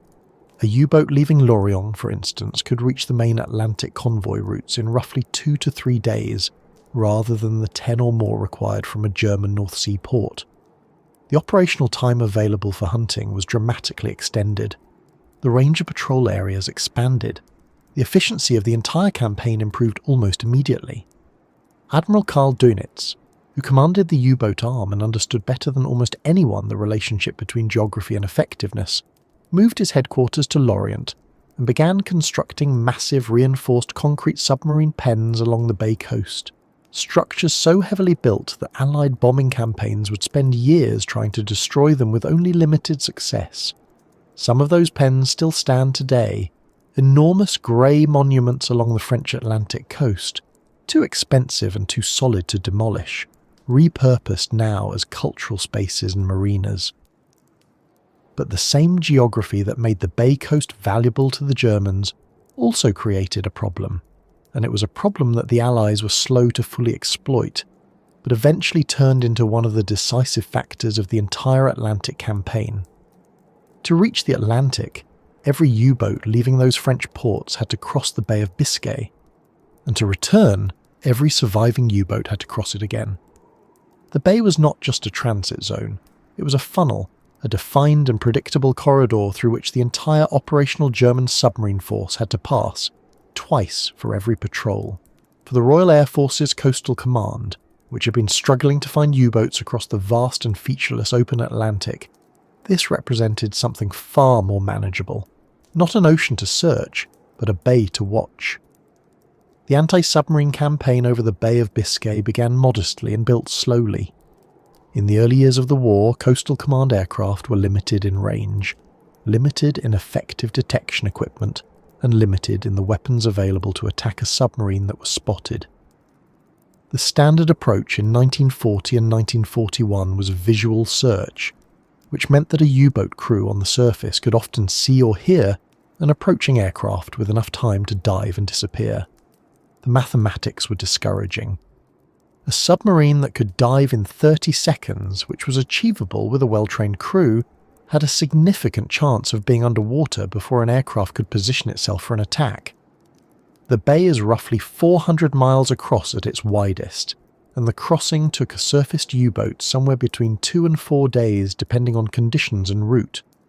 For much of that time, the submarine needed to be on the surface to charge its batteries, since the diesel-electric U-boats of the period could only travel submerged for limited periods before their batteries were exhausted. This need to surface was the fundamental vulnerability that Coastal Command set out to exploit. The technological shift that changed the campaign came in stages. The introduction of ASV Mark II radar, an airborne radar system that could detect a surface submarine at several miles range, gave aircraft a detection capability that worked in darkness and poor visibility. But the Germans discovered this technology and fitted their submarines with a radar warning receiver called the METOX, which could detect the radar emissions and alert the crew before the aircraft was close enough to attack. Suddenly the U-boats had warning again, and the diving times that had been a vulnerability became a defence once more. It was a technological chess game being played at operational scale, with lives as the stakes. The next move belonged to the Allies. The centimetric radar, specifically the ASV Mark III fitted to Coastal Command aircraft from early 1943, operated on a wavelength that the METOX receiver could not detect. A U-boat equipped with METOX and relying on it for warning was now invisible to its own protection. Aircraft equipped with the new radar could approach a surface submarine in complete darkness, with no warning given, and be overhead before the crew had any indication of danger. The effect was immediate and measurable. U-boat losses in the bay began to climb sharply in the spring and summer of 1943. The crews crossing what they already considered the most dangerous part of any patrol suddenly found that the danger had intensified in ways they did not initially understand. Boats that should have dived in time were being caught on the surface. The explanations offered internally within the U-boat command ranged from increased Allied air patrols to espionage to some form of detection based on the exhaust emissions from diesel engines. The actual reason, the new radar, was not confirmed by the Germans until they captured an Allied aircraft equipped with it later in 1943. The human dimension of this campaign is worth pausing on, because it is easy to describe the technological exchange in abstract terms while losing sight of what it meant for the men inside the submarines. A U-boat crew in 1943 crossing the bay knew, with reasonable precision, what the statistics said about their chances. The losses had become severe enough that the crossing itself had acquired a reputation within the submarine service that went beyond the ordinary hazards of combat. Some accounts from survivors and from the diaries and letters of crew members who did not survive described the bay transit as a period of sustained, focused dread, distinct from the anxiety of a combat patrol in the open Atlantic. The bay crossing was short in distance but concentrated in danger. The crew was close to home, in familiar waters, and yet the threat was at its most acute precisely here, in this defined corridor where the Allies knew they would be. The Lee Light, a powerful searchlight fitted to Coastal Command aircraft, compounded the problem. Working in combination with the centimetric radar, it allowed a night attack to proceed with the radar guiding the aircraft to the target, and the searchlight illuminating it in the final seconds before the attack run. The sequence, from a crew's perspective on the surface, was a sudden blinding light appearing from the darkness, followed almost immediately by depth charges or bombs. The time between the first warning and the attack was measured in seconds. Dönitz's response to the mounting losses included a period in mid-1943 when he ordered U-boats to cross the bay in groups on the surface, fighting back against aircraft with anti-aircraft guns rather than diving. The logic was that a diving submarine was vulnerable during the transition, and that a surfaced boat with concentrated anti-aircraft fire might have a better chance. The results were mixed. Some aircraft were shot down. Some U-boats survived engagements they might not have survived by diving.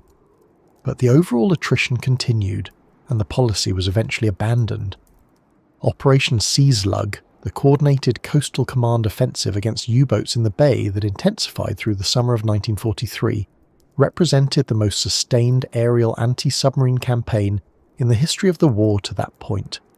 The statistics from that period are stark.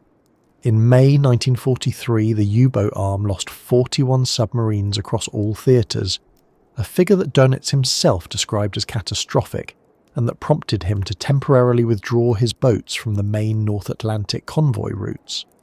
The bay was not responsible for all of those losses, but it was responsible for a significant proportion, and the trend in bay losses was upward at precisely the moment when losses everywhere else were also rising.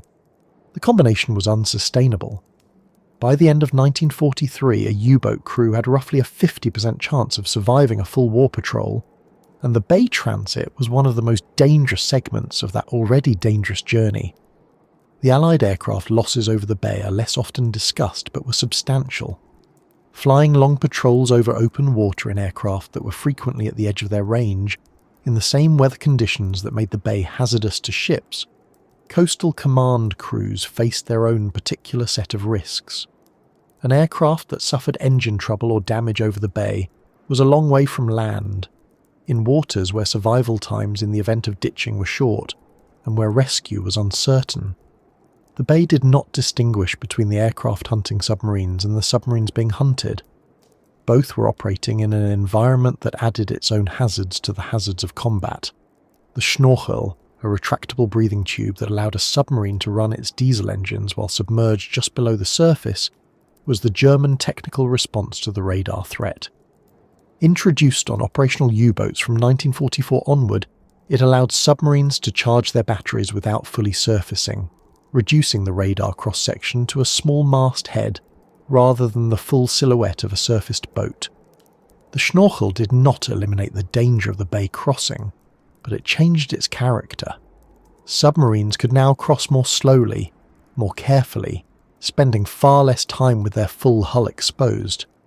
The technology came too late to reverse the course of the campaign, but it demonstrated once again the pattern that had defined the entire anti-submarine war: a cycle of technological advantage, countermeasure, and counter-countermeasure, with the bay as one of the primary arenas in which that cycle played out.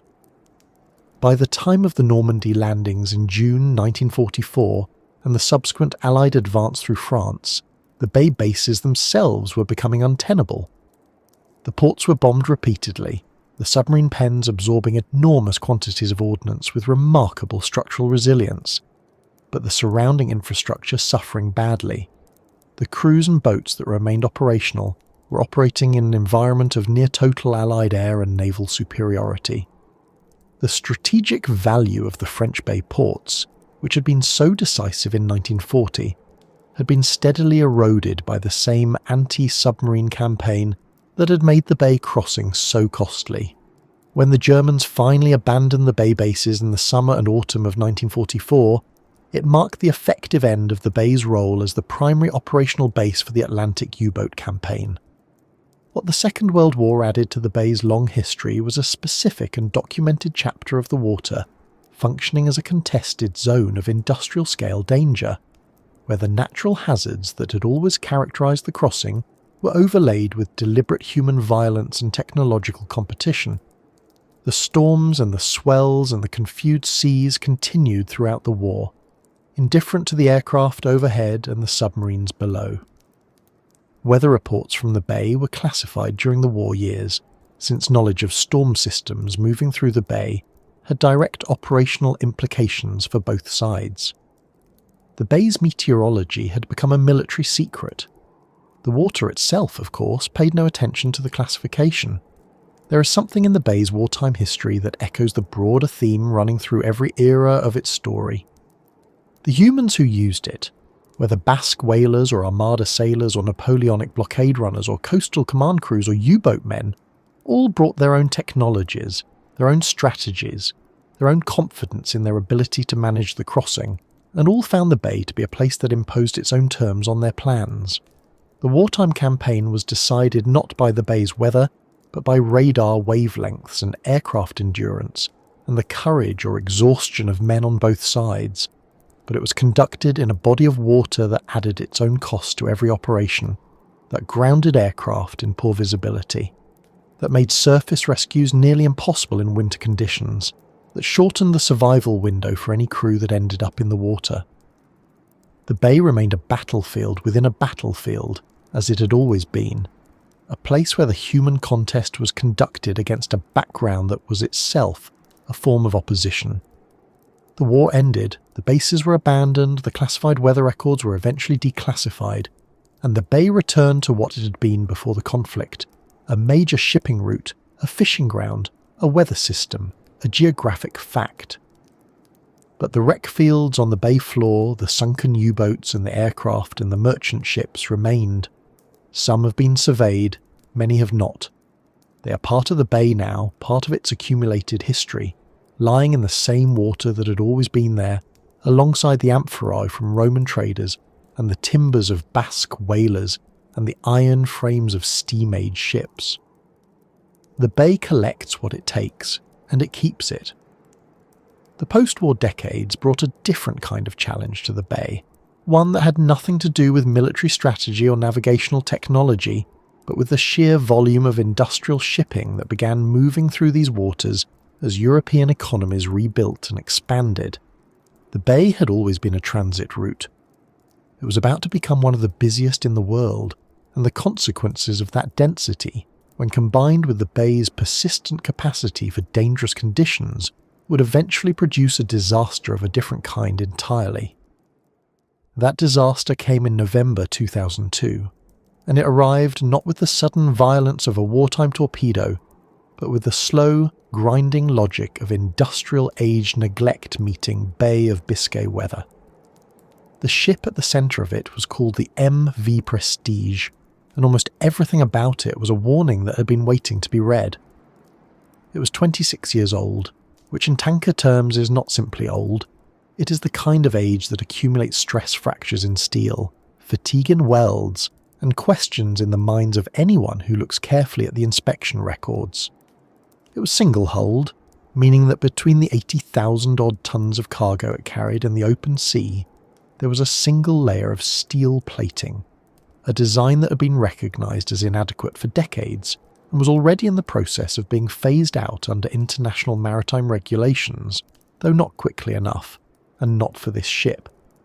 It sailed under a Bahamian flag, which is a detail worth pausing on, because it tells you something about how the global shipping industry arranged its responsibilities. The Bahamas is not a major seafaring nation in the traditional sense. Ships registered there are not doing so because their owners have a particular connection to Nassau. They are doing so because flag of convenience registration offered lighter regulatory oversight, lower costs, and a degree of distance between the ship's actual operators and the rules that might otherwise apply to them. The Prestige was owned through a web of corporate entities that made straightforward accountability difficult to establish. It was managed by a Greek company, operated under a Bahamian flag, carrying Russian heavy fuel oil on behalf of a Swiss-registered trading company and crewing with a largely Filipino and Greek crew. This is not unusual in global shipping. It is in fact quite ordinary.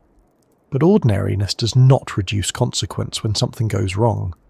On the morning of November 13th, 2002, the Prestige was approximately 28 miles off Cape Finisterre, heading south through the bay in conditions that were already deteriorating. The weather that day was running at force 9 on the Beaufort scale, which translates to winds of between 41 and 47 knots, and seas that the scale describes as high waves with overhanging crests, dense foam, and reduced visibility. For a modern, well-maintained ship of adequate size, force 9 is uncomfortable but manageable. For a 26-year-old single-hull tanker already carrying structural fatigue, it was something else.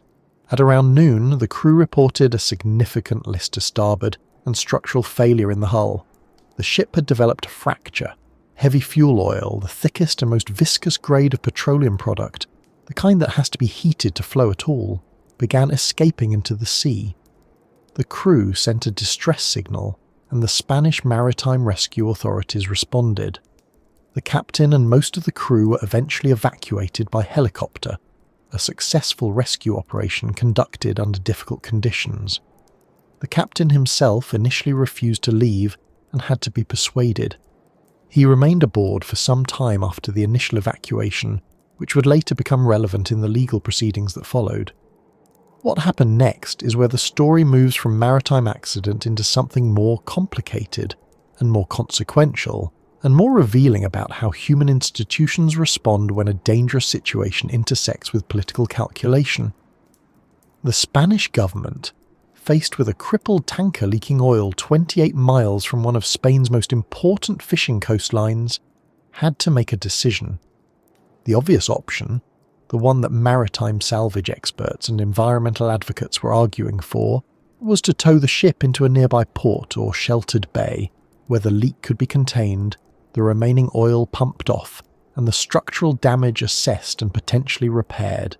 The ports of Vigo and A Coruña were not far. There were sheltered waters available. The argument for bringing the ship closer to shore, counterintuitive as it might sound, was that a controlled situation in port was far preferable to an uncontrolled one in open water. The Spanish government decided otherwise. The official reasoning was that bringing a damaged, leaking tanker closer to the coast posed too great a risk to the coastline. The decision was made to tow the ship away from shore out into deeper water, further into the bay. Some accounts suggest that the political calculus involved a desire to push the problem into international waters, away from Spanish jurisdiction and Spanish television cameras.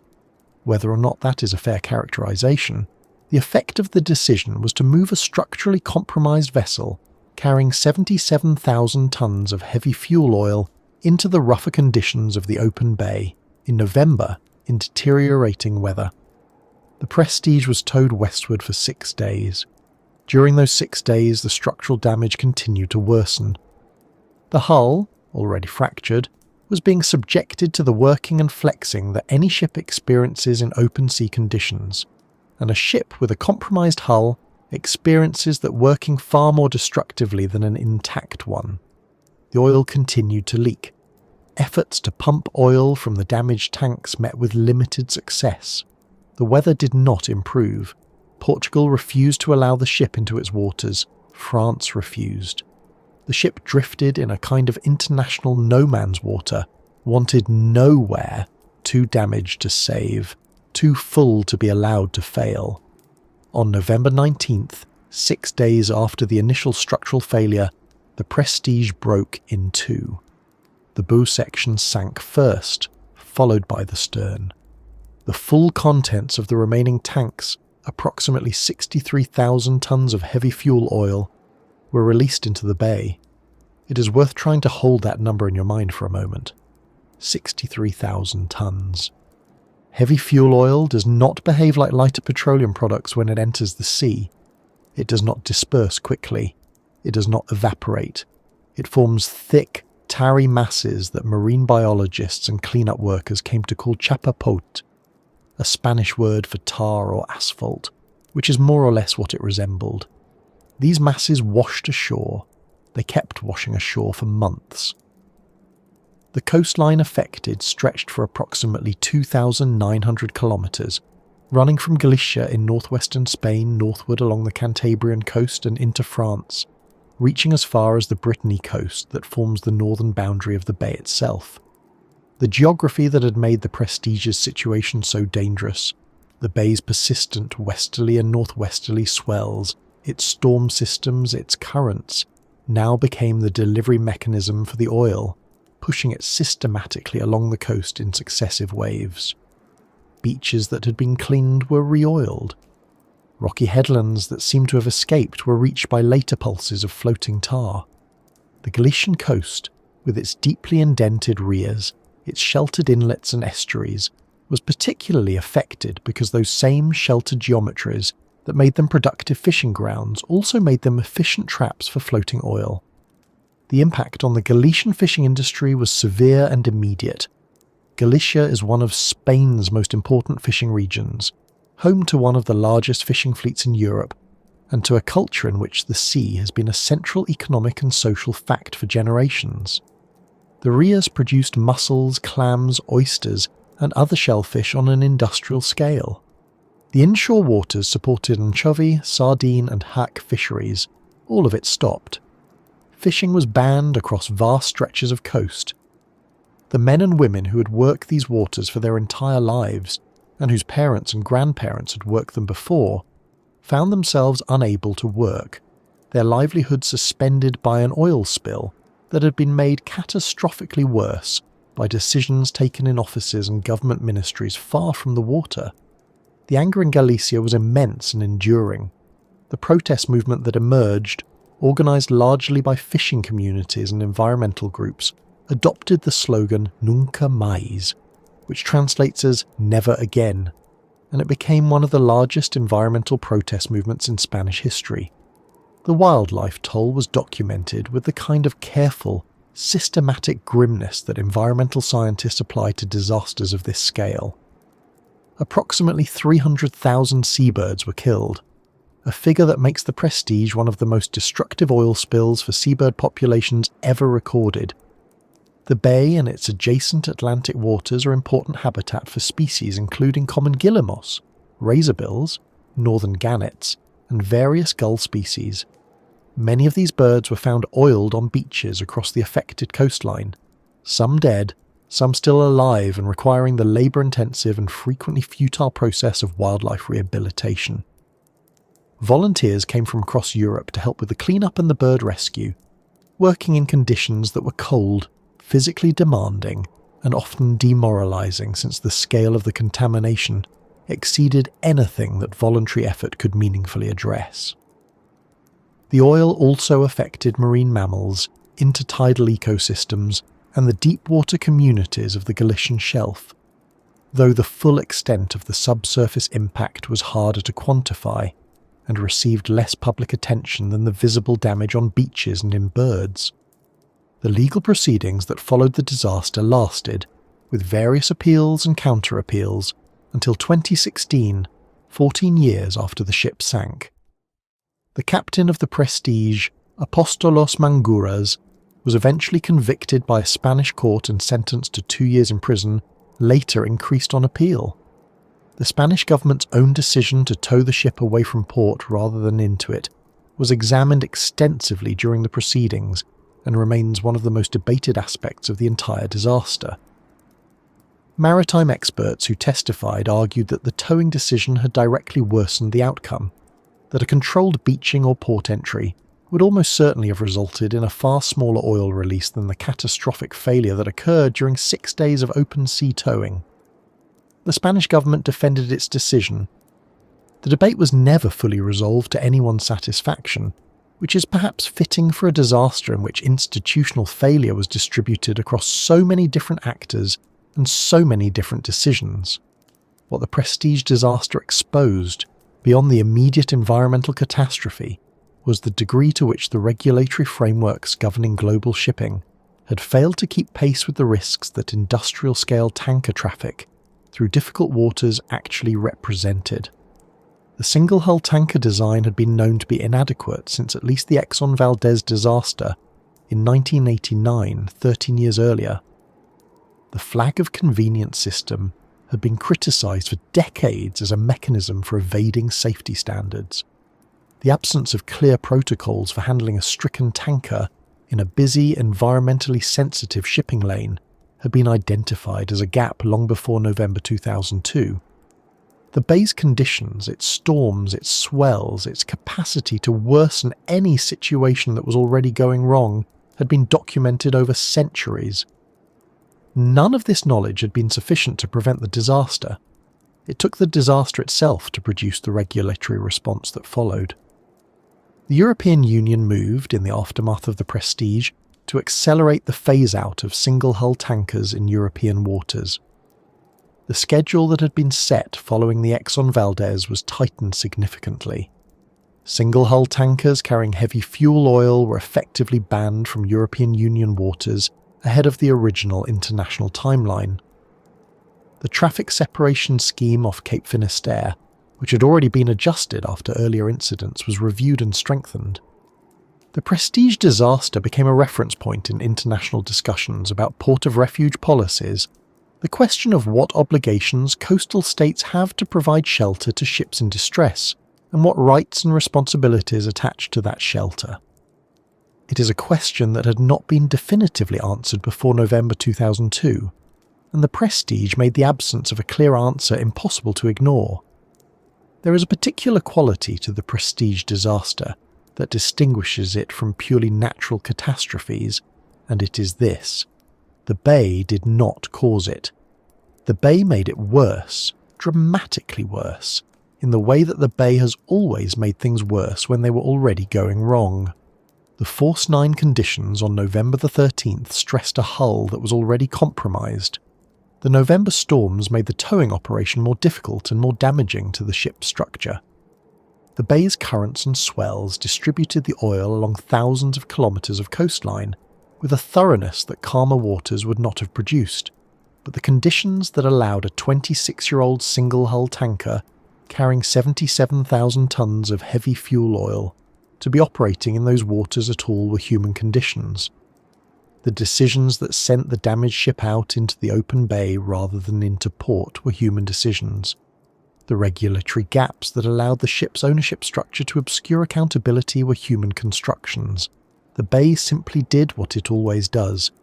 It applied its own terms to a situation that humans had already made precarious, and the result was a catastrophe whose full costs, ecological, economic, legal and political, took years to fully reckon. The chapapote eventually stopped arriving on the beaches. The fishing bans were gradually lifted as contamination levels fell. The seabird populations began slowly to recover. The legal proceedings ground through their various stages and eventually concluded. The single-hull tankers disappeared from European waters. The bay returned to its ordinary business of storms and swells and the passage of ships, most of which cross without incident. But the Prestige remains on the bay floor in two pieces in approximately 3,500 metres of water off Cape Finisterre, slowly corroding. Surveys conducted in the years after the sinking found that residual oil remained in the wreck, and that small quantities continued to seep from the hull as the steel deteriorated. It is a slow, quiet, ongoing reminder that the consequences of what happens in the bay do not always end when the immediate crisis passes. The disaster also left something less tangible, but perhaps more durable in the communities along the Galician coast. The Nunca movement faded from the headlines as protest movements do, but the underlying awareness it represented of the vulnerability of a coastline and a way of life to decisions made by distant institutions about ships and regulations and emergency protocols did not fade in the same way. The people who cleaned oil from birds with their bare hands in November and December of 2002, who watched their fishing grounds close and their livelihoods suspend, who stood on blackened beaches and felt the particular anger of knowing that it did not have to be this bad, carried that knowledge forward. It shaped how Galician communities engaged with subsequent debates about offshore energy, about shipping regulation, about the management of the bay's resources. The disaster had a political afterlife that extended well beyond the legal proceedings, and it is still part of the conversation when the bay's future is discussed. What the Prestige story ultimately illustrates is not simply that oil tankers can sink in bad weather, which was already known, but that the bay has a particular capacity to expose the weaknesses in human systems, to take a situation that was already fragile and amplify its consequences to a scale that no one involved had fully anticipated. The bay does not create the fragility, it finds it and it demonstrates it, thoroughly and without mercy. That is a pattern that runs through the bay's entire recorded history, from the Armada's return to the Prestige's tow, from the U-boat crossing to the steam age wrecks. Human systems that were adequate in calmer conditions, or in calmer waters, met the bay and discovered what adequate actually meant. Sometimes the lesson was absorbed and the systems improved. Sometimes it took another disaster to make the lesson legible. The Prestige was, in that sense, both a catastrophe and an argument about what it cost to treat the bay as simply another body of water through which ships pass, rather than as a place with its own persistent, documented, well-understood capacity to turn negligence into catastrophe. And yet ships still cross it, every day, in their thousands, and most of them cross safely. The bay has not stopped being used. It has not been declared too dangerous for industrial shipping because the alternative, routing global trade flows around the bay entirely, is not realistic, and because the vast majority of crossings do not end in disaster. What has changed incrementally is the quality of the systems built around those crossings, the regulations, the traffic separation schemes, the rescue infrastructure, the weather forecasting, the hull standards. Each improvement was paid for in some measure by a previous failure. The Prestige was one of the larger payments. It is not a comfortable way to make progress, but it is historically how the bay has taught its lessons. And the question of whether those lessons have been fully absorbed, whether the systems now in place are genuinely adequate to the bay's conditions and to the scale of the traffic moving through it, is a question that the people responsible for answering it would do well to take seriously, because the bay will eventually ask it again. The bay's capacity for large-scale environmental damage does not exist in isolation from the living systems beneath its surface, and it is those systems, the fish and the whales and the cold water corals in the canyon depths, that carry the real accumulated cost of every oil spill, every trawl, every degree of warming in the water column. That is the part of the bay's story that tends to be most invisible in the immediate aftermath of a disaster, and it is the part that takes the longest to recover, if it recovers at all. And yet, for all the weight of the prestige and the long shadow it cast across the Galician coast, the bay did not wait for human institutions to finish their deliberations before producing the next crisis. It never does. The water keeps moving, the weather keeps building, and somewhere out in those 223,000 square kilometres, at any given moment, something is going wrong for someone. A fishing vessel losing steerage in a rising sea.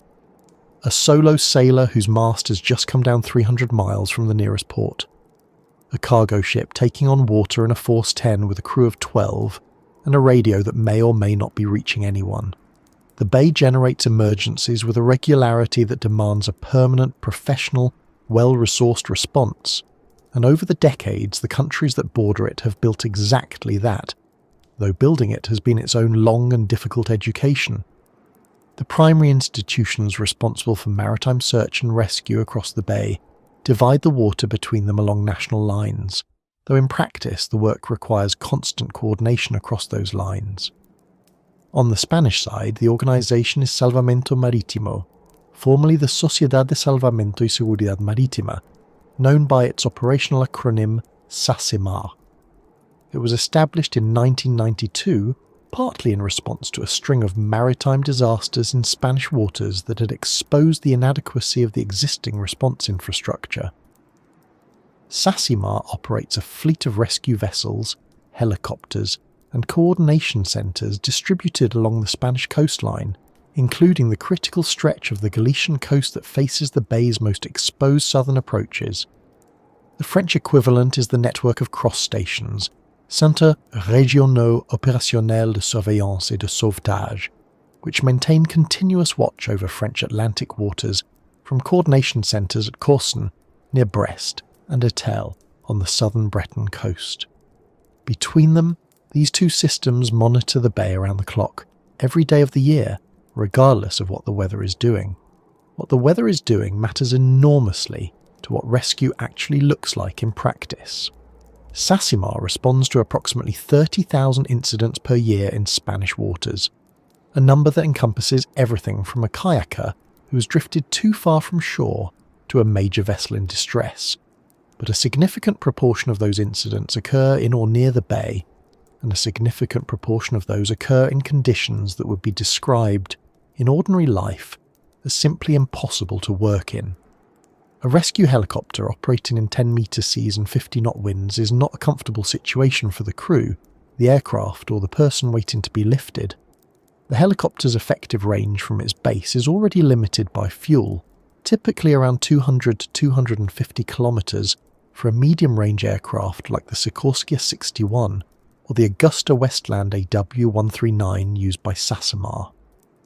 In severe bay conditions, that range calculation becomes more complicated, because fighting headwinds consumes fuel faster, and because the time required to complete a rescue in rough conditions extends the overall mission duration.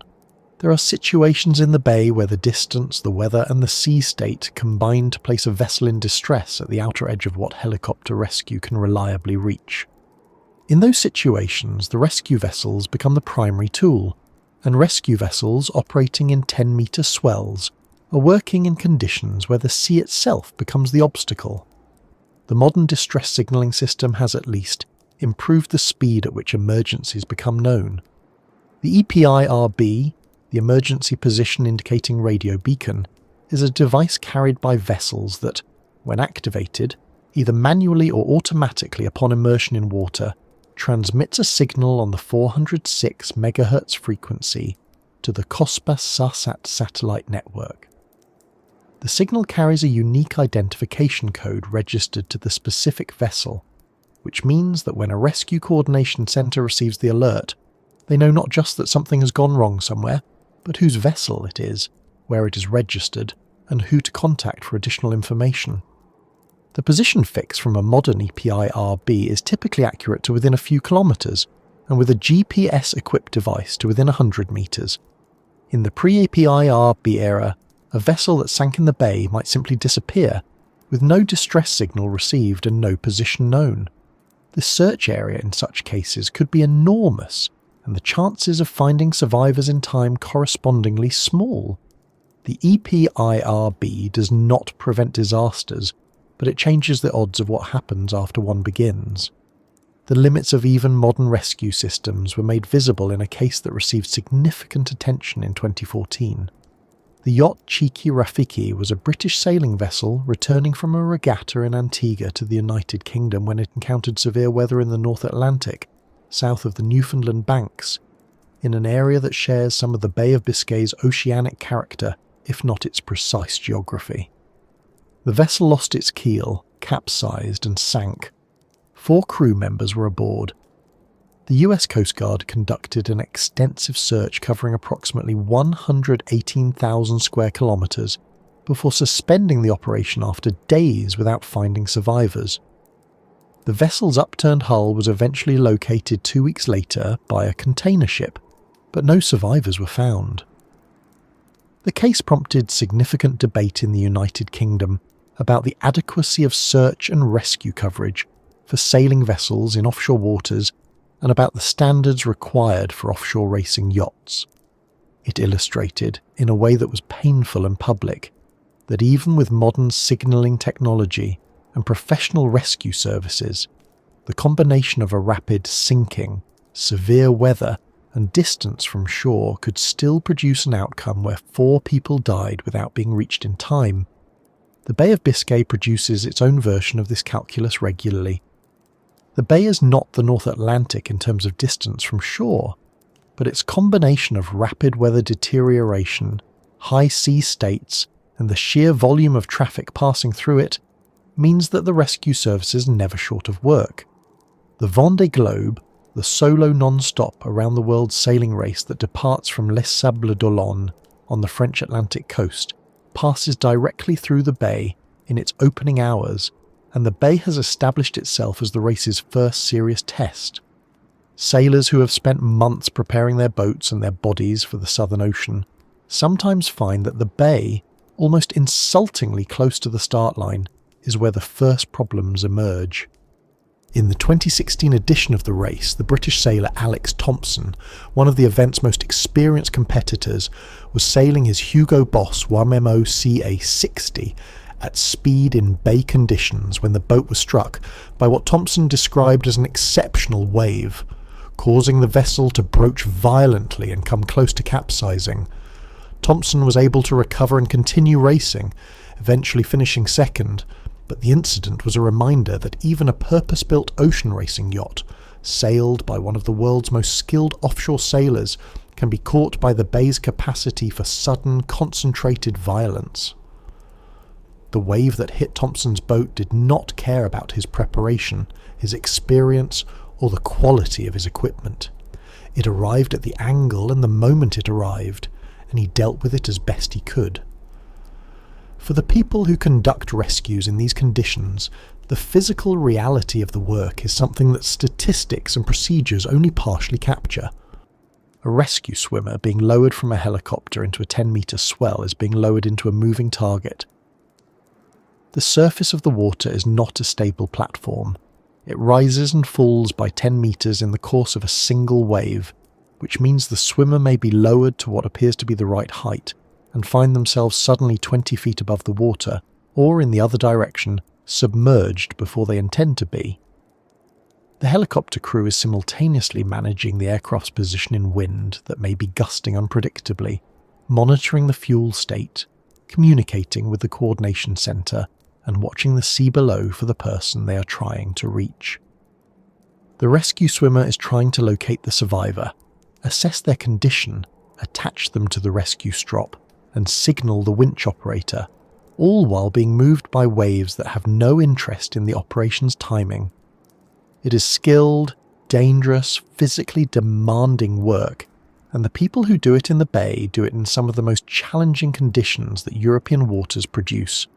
The coordination between the Spanish and French rescue systems and between those national systems and the vessels of other nations that transit the bay is managed through established protocols and shared communication frequencies.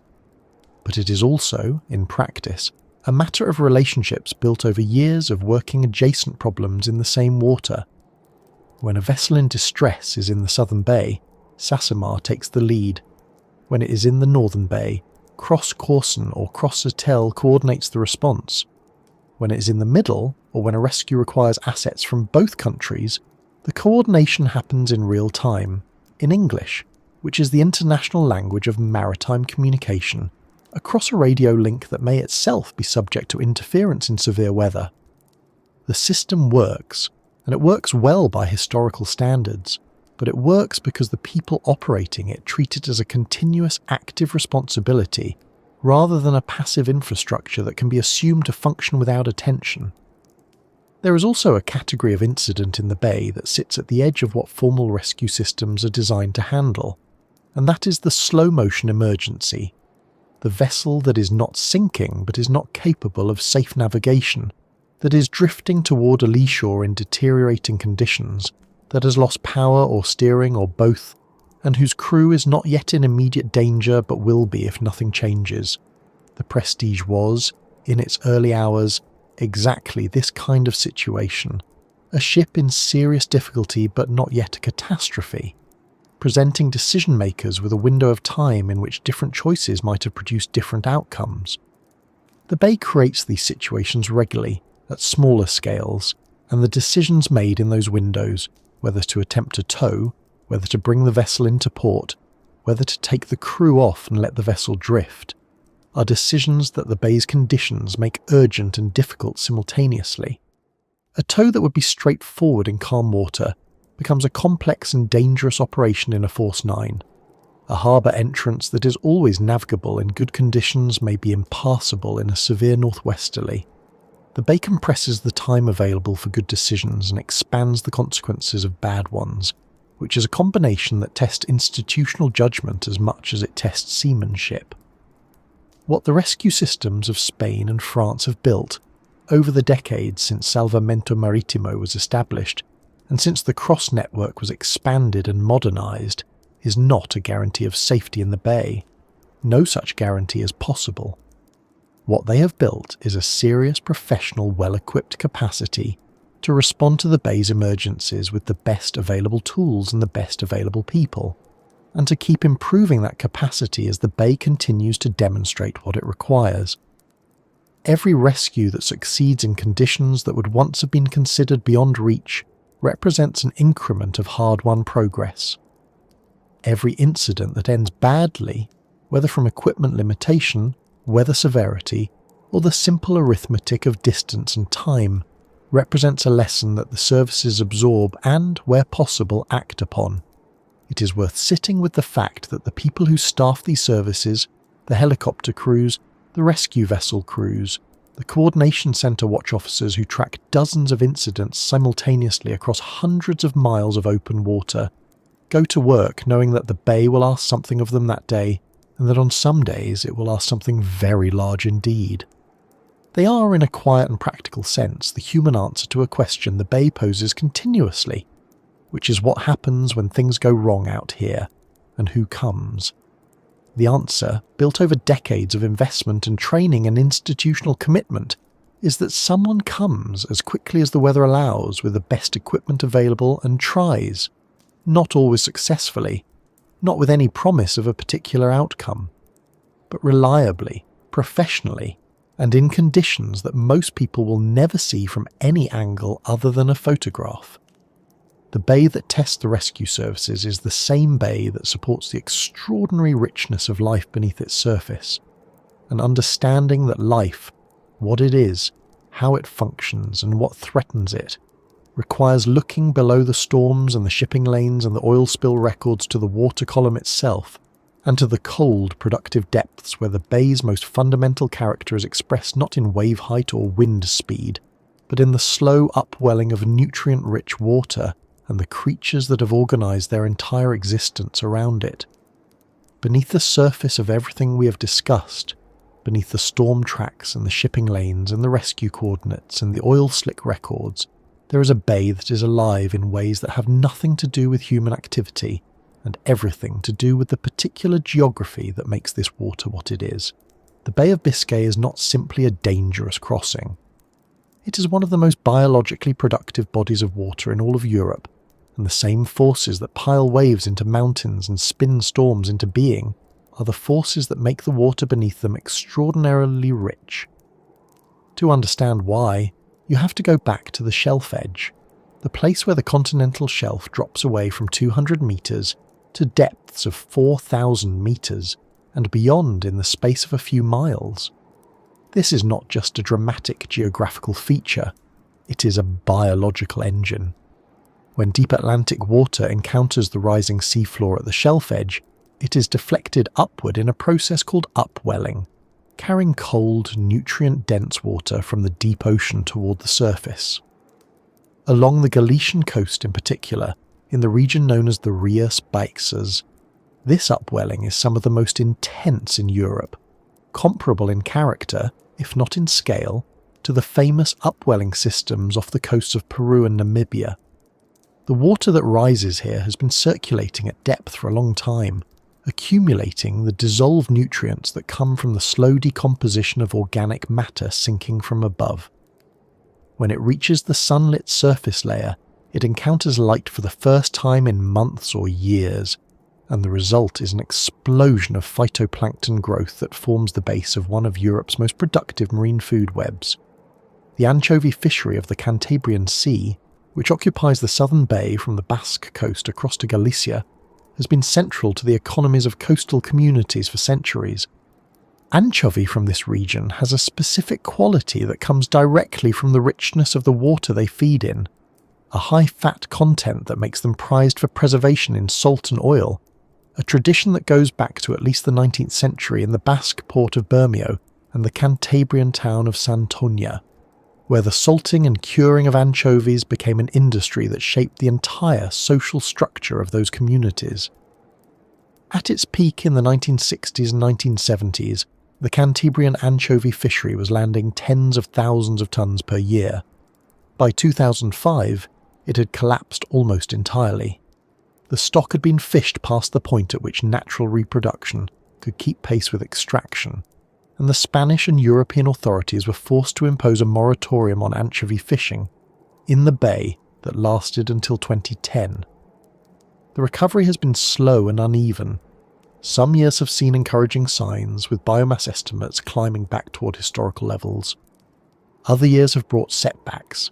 As of the most recent assessments, the stock is considered to be in a fragile recovery, not restored, not secure, but no longer in immediate danger of functional extinction.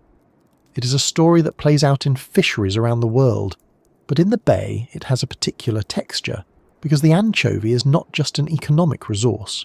It is a keystone species, a small fish that sits at the centre of the food web, eaten by everything from bluefin tuna to common dolphins to seabirds, and whose absence cascades through the entire system in ways that take years to fully appear.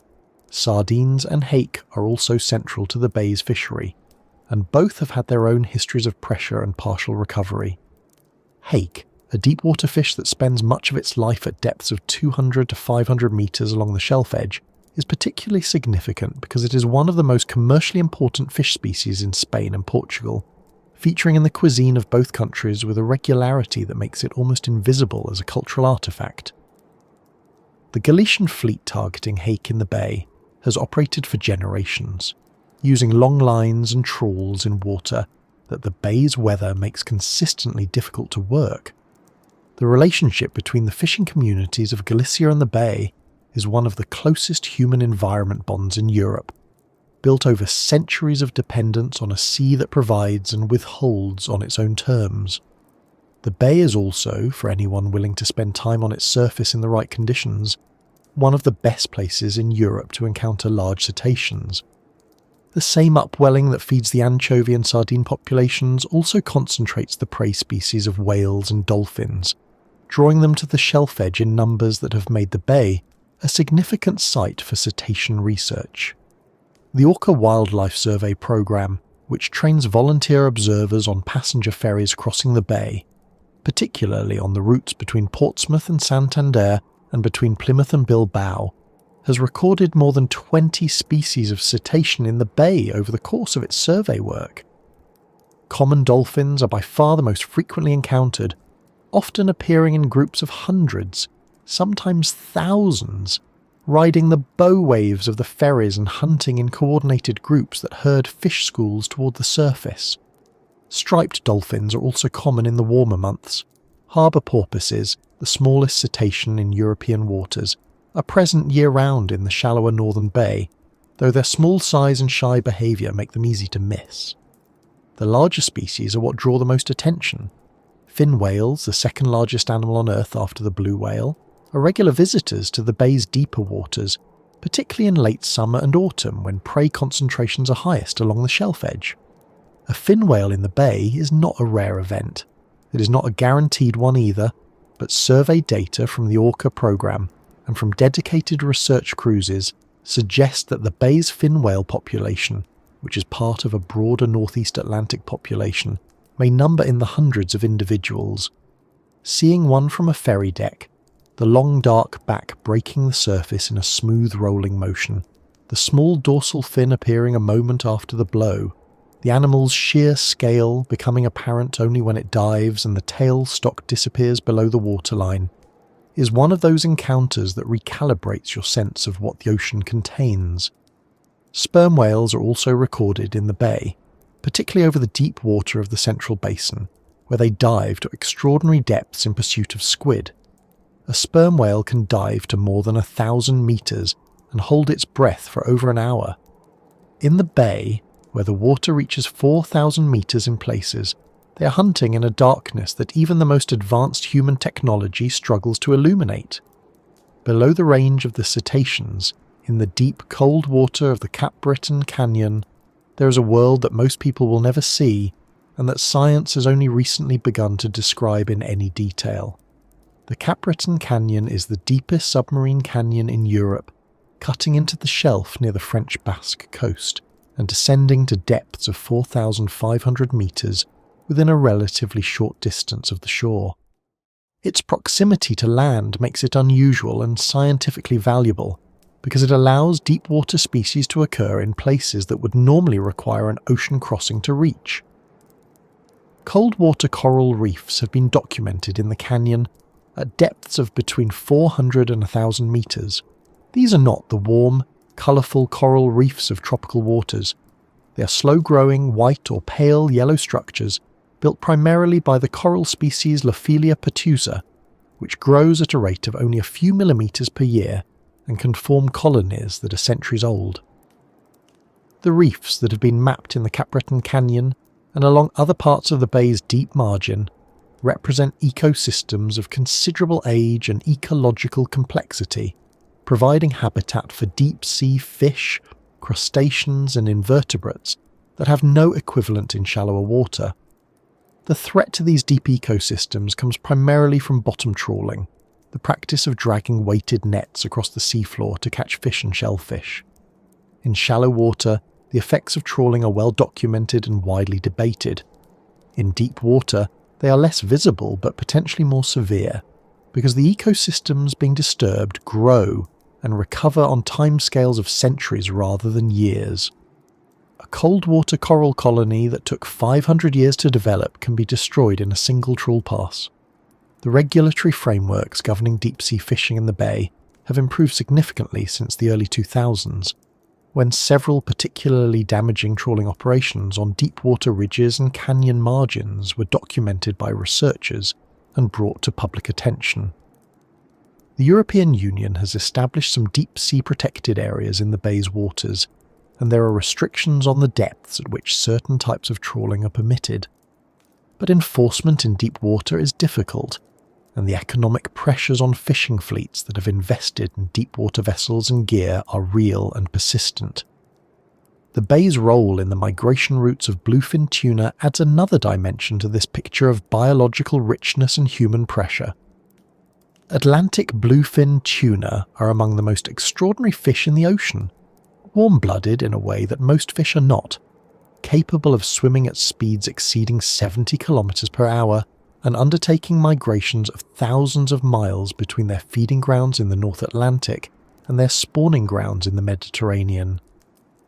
The Bay of Biscay sits directly on this migration route, and the bay's productive waters serve as a feeding ground for bluefin on their way east. The species was heavily overfished through the latter decades of the 20th century, with populations in the eastern Atlantic and Mediterranean declining to a fraction of their historical levels. International management through the International Commission for the Conservation of Atlantic Tunas has imposed catch quotas since the 1990s, and after years of continued decline, the eastern Atlantic bluefin population has shown genuine signs of recovery in the past decade.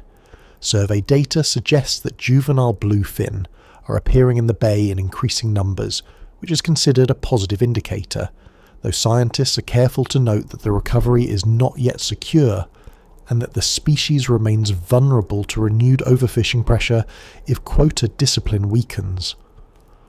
What makes the bay's ecosystem remarkable, and what makes its conservation genuinely complicated, is the degree to which everything connects. The upwelling that feeds the phytoplankton feeds the anchovy feeds the bluefin tuna and the fin whales, and the common dolphins and the gannets that dive from 30 metres above the surface to catch them. The cold water coral reefs in the canyon provide nursery habitat for hake. The hake feed the sperm whales that dive into the canyon's darkness. The storms that make the bay dangerous also drive the mixing that keeps the water column productive. The shelf edge that creates the rogue waves also creates the upwelling that supports the entire system. The bay is not a collection of separate phenomena. It is a single, interconnected machine, and interfering with any one part of it has consequences that move through all the others in ways that take time to become visible and longer still to reverse. There is something worth pausing on in that interconnection. The bay has been described throughout human history almost entirely in terms of what it does to us, what it takes from us, what it costs us to cross it. But the bay existed long before the first Basque whaler launched a boat onto its surface, and it will exist long after the last container ship has transited its shipping lane. The life in its water, the whales and the dolphins and the cold water corals and the anchovy schools that have been feeding everything above them for millions of years, is not incidental to the bay's story. It is the bay's story, or at least the larger part of it that does not require human witnesses to continue. The dangerous water and the living water are the same water. The force that wrecks ships is the force that drives the upwelling, that feeds the fish, that feed the whales. The bay does not separate these things.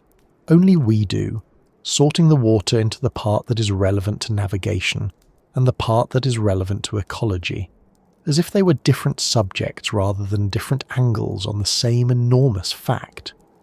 What is becoming clear as researchers accumulate more data on the bay's ecosystem, and as the effects of climate change begin to register in measurable ways, is that the biological richness of the bay cannot be taken for granted.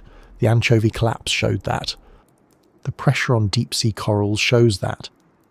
The changing distribution of fish species as water temperatures rise shows that. The bay is productive, but it is not infinitely resilient, and the pressures it faces now are arriving faster than the ecosystem's natural capacity to adapt. That tension between the bay's extraordinary vitality and the multiple directions from which that vitality is being squeezed is the central ecological question hanging over the water today. And it connects directly to the larger question of how the bay is changing, not just biologically, but physically, as the climate system that has always governed its storms and its currents and its temperatures begins to shift in ways that no historical record has prepared us for. That shift is already underway, and it is visible in the numbers if you know where to look. The Bay of Biscay today is one of the most intensively used bodies of water in the world, not in the way that a harbour is busy, with boats clustered together in a small space, but in the way that a major highway is busy, with a continuous, largely invisible flow of traffic moving through it at all hours, in all seasons, carrying goods and fuel and raw materials across distances that most people never think about when they pick up a product from a shelf. Approximately 50,000 vessel transits pass through the bay's waters each year, a figure that includes everything from enormous container ships and bulk carriers to tankers, ferries, fishing vessels, and naval craft. That works out to roughly 130 to 140 vessels per day, every day, crossing water that can go from manageable to genuinely dangerous within a few hours if the North Atlantic decides to send something through. Managing that volume of traffic in a body of water with the bay's meteorological character required, eventually, a formal organisational response. The traffic separation scheme off Cape Finisterre, known as the Finisterre TSS, was established in the aftermath of the Prestige disaster in 2002, when the sight of a crippled tanker leaking heavy fuel oil across one of Europe's most productive coastlines made it impossible to continue treating the bay's shipping lanes as an informal arrangement. The scheme establishes designated inbound and outbound lanes separated by a buffer zone, much like a motorway divided by a central reservation, and it requires vessels above a certain size to follow defined routes rather than cutting corners across the shelf edge, where the depth changes most abruptly and the sea conditions are often worst. The International Maritime Organization formally adopted the scheme, and compliance is monitored by the Spanish and French maritime authorities. It does not eliminate risk, because no paper arrangement eliminates the physics of a force 10 gale, but it reduces the probability of collision in poor visibility and concentrates vessel movements in areas where rescue services can more reasonably be expected to reach them. It also means that when something does go wrong, there is at least a clearer picture of who was where and what route they were supposed to be following. Beyond the surface, the bay floor carries a different kind of infrastructure, one that most people never think about but rely on constantly. Multiple transatlantic fibre optic cables cross the Bay of Biscay, running from landing stations on the French and Spanish coasts out across the deep water toward North America. These cables, some of them no thicker than a garden hose, carry the majority of internet and telecommunications traffic between Europe and the Americas. The Cap Breton Canyon, that extraordinary submarine feature reaching down to 4,500 metres near the coast, presents a particular engineering challenge for cable routing, since cables laid across canyon margins are vulnerable to sediment flows and to the kind of deep water disturbance events that occasionally rearrange the canyon floor. Cable operators spend considerable effort on route surveys before laying new cables, and repair ships are stationed in European waters specifically to respond to cable faults, some of which are caused by fishing gear and some by the natural movement of the seabed. The bay's floor, in other words, is not simply a passive surface beneath the dangerous water above it. It is an active piece of modern global communications infrastructure, and disruptions to it have consequences that extend far beyond the bay itself. What is happening above the bay's surface in terms of energy development is in some ways the most forward-looking story now playing out in these waters, and also one of the most technically challenging. Offshore wind energy has transformed the shallow waters of the North Sea over the past 2 decades, with fixed foundation turbines now generating substantial portions of the electricity used in the United Kingdom, Denmark, Germany, and the Netherlands. The Bay of Biscay has abundant wind resources, consistently strong and relatively reliable by European standards, but the bay's depth creates a problem that the North Sea does not pose in the same way. The North Sea is, for the most part, shallow enough that turbine foundations can be driven into the seabed in the conventional manner. The Bay of Biscay drops to 400, 500, 600 metres across large portions of its area, depths at which fixed foundations are not economically or technically feasible with current technology. The solution being developed is floating offshore wind, in which turbines are mounted on buoyant platforms anchored to the seabed by mooring lines, rather than fixed directly to the bottom. It is newer technology, with far fewer commercial installations than conventional offshore wind, and the engineering challenges of keeping a large turbine stable on a floating platform in a sea that regularly generates 6 and 7 metre waves are considerable. Several floating wind projects have been proposed for the Bay of Biscay, and the Spanish and French governments have both designated areas of the bay for offshore wind development as part of their commitments to expanding renewable energy capacity. The first commercial-scale floating wind farms in the bay are expected to move toward construction in the late 2020s and early 2030s, though timelines in offshore energy development have a way of extending themselves as technical and regulatory realities assert themselves. What is not in doubt is that the bay's wind resource is real, and that the pressure to develop it will only increase as European energy policy continues to push toward decarbonisation. The tension between that energy development ambition and the bay's existing uses, particularly fishing and marine conservation, is already generating significant debate. Fishing communities along the Basque, Cantabrian and Galician coasts have raised concerns about the impact of floating wind installations on traditional fishing grounds, and environmental groups have questioned whether large-scale industrial development in the bay's open waters is compatible with the protection of cetacean populations and the deep-sea ecosystems that have only recently begun to be properly understood. These are not simple disagreements to resolve, because they involve genuine conflicts between legitimate interests and the bay's history of being used in multiple overlapping ways, simultaneously for fishing, shipping, military operations, energy transit and recreation, means that there is no unclaimed space where new development can happen without affecting something else. The bay has never been empty. Every new use of it must negotiate with all the uses that came before.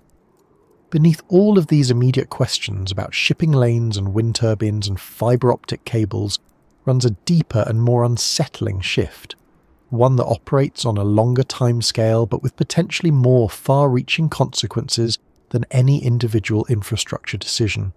The climate system that has always governed the Bay of Biscay is changing, and the changes are becoming measurable in ways that are difficult to attribute to anything other than the large-scale warming of the atmosphere and ocean that has been accumulating since the industrial era began.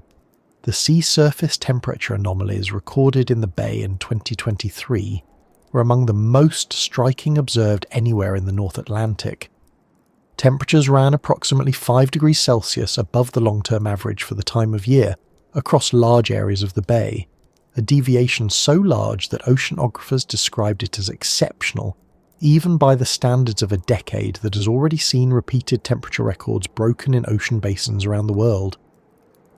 5 degrees above average does not sound dramatic when stated as a single number, but in the context of an ocean that typically varies by a degree or two between seasons and years, it represents an enormous departure from the conditions that the bay's ecosystems, fisheries, and weather patterns have been calibrated to over millennia. The implications of sustained warming in the bay spread in several directions at once. For the fish populations, warmer water means a shift in the distribution of species. Fish are not attached to a particular location. They follow the temperature and salinity conditions that suit their physiology, and as the bay warms, species that historically concentrated in its cooler northern and western waters are moving northward and into deeper water. Anchovy, which collapsed so dramatically in 2005, are a warm water species by preference, and their partial recovery in recent years has coincided with warmer conditions, which is encouraging in the short term, but raises questions about what happens to the species that feed on them if the anchovy population moves north or becomes more variable in its distribution. Cold water species, including some of the deep-sea fish caught by Galician trawlers, are under pressure from the opposite direction, finding their preferred temperature range squeezed upward into depths and latitudes where they are harder to reach and where the habitat is less extensive.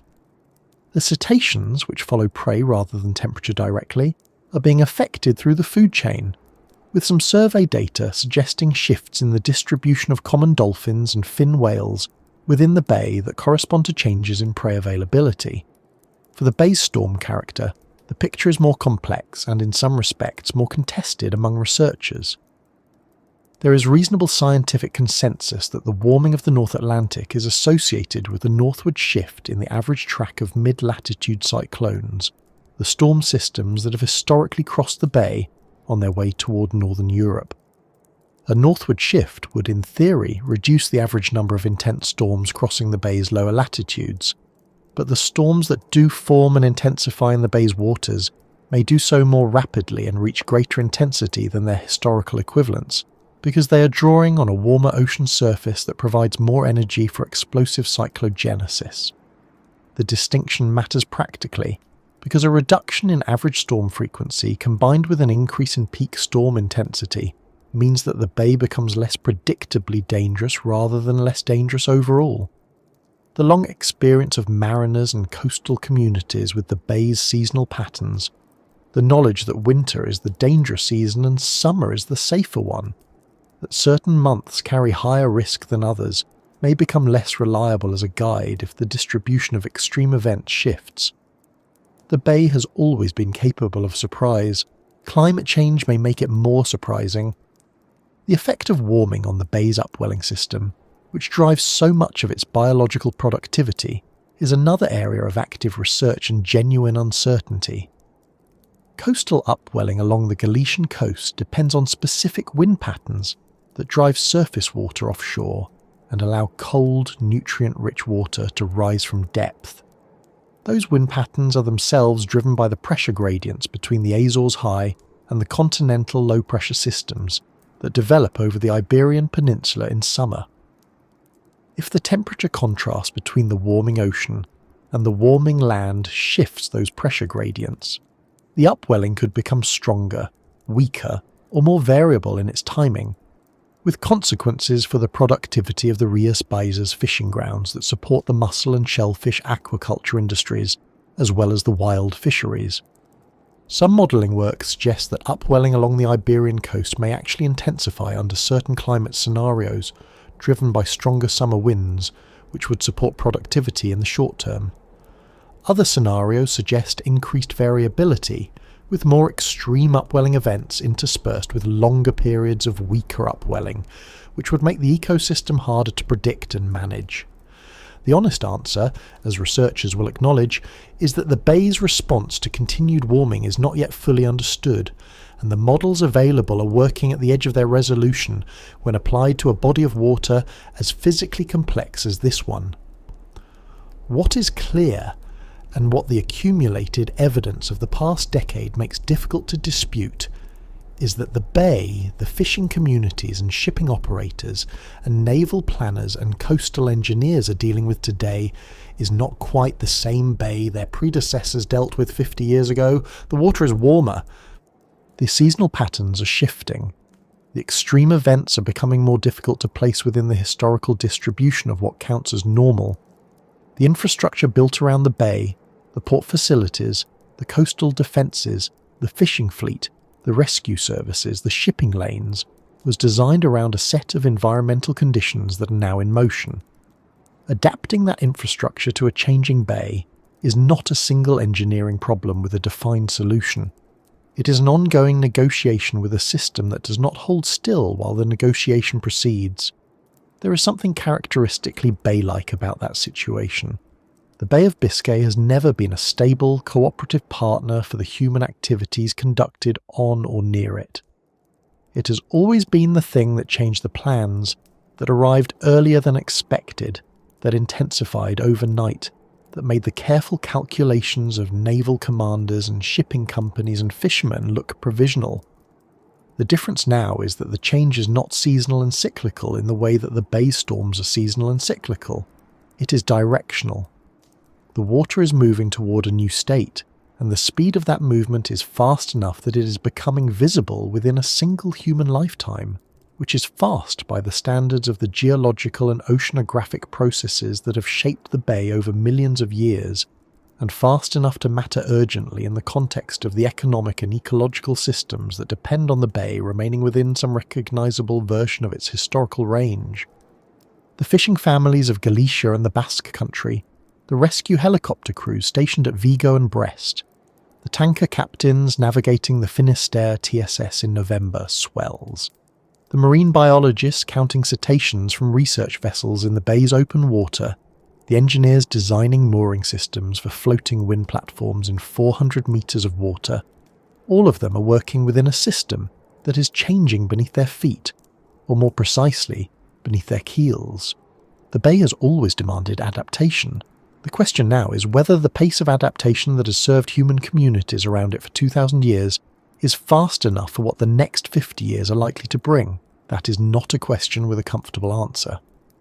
But it is the right question to be asking, because the alternative, proceeding as if the bay's future will resemble its past, closely enough that past experience remains an adequate guide, is an assumption that the evidence is increasingly difficult to support. The bay has always been a place that punished overconfidence. That, at least, has not changed. And perhaps that long tradition of demanding humility from the people who depend on it is, in its own way, a kind of preparation for the moment the bay now represents. A moment when the water itself is asking whether the systems built around it are genuinely capable of learning, or whether they will wait, as so many have waited before, until the bay delivers the lesson in its own direct and unambiguous way. The story of what that lesson might look like, and what it would mean to absorb it wisely rather than simply survive it, connects back to something much older than offshore wind permits or traffic separation schemes. It connects back to the first people who looked at this water and understood that it was not a problem to be solved, but a force to be reckoned with, carefully, continuously, and without the assumption that yesterday's understanding would be enough for tomorrow's sea. And so we come back, as all long journeys eventually do, to the water itself. Not to a conclusion exactly, because the bay does not offer conclusions. It offers continuations. It offers the next swell moving in from the northwest, the next pressure system deepening overnight somewhere southwest of Ireland, the next ship rounding Cape Finisterre with its crew watching the sky and the barometer with the particular attentiveness that this water has always demanded. The bay does not resolve, it continues. And there is something worth sitting with in that fact, especially now, at the end of a story that has moved through 2,000 years of human encounter with a single body of water. Think for a moment about what that shelf edge looks like. The one that runs roughly parallel to the northern Spanish coast and the southwestern edge of the French continental margin. The place where the seafloor drops from 200 metres to more than 4,000 metres in a distance you could walk across in a day if the ocean were not in the way.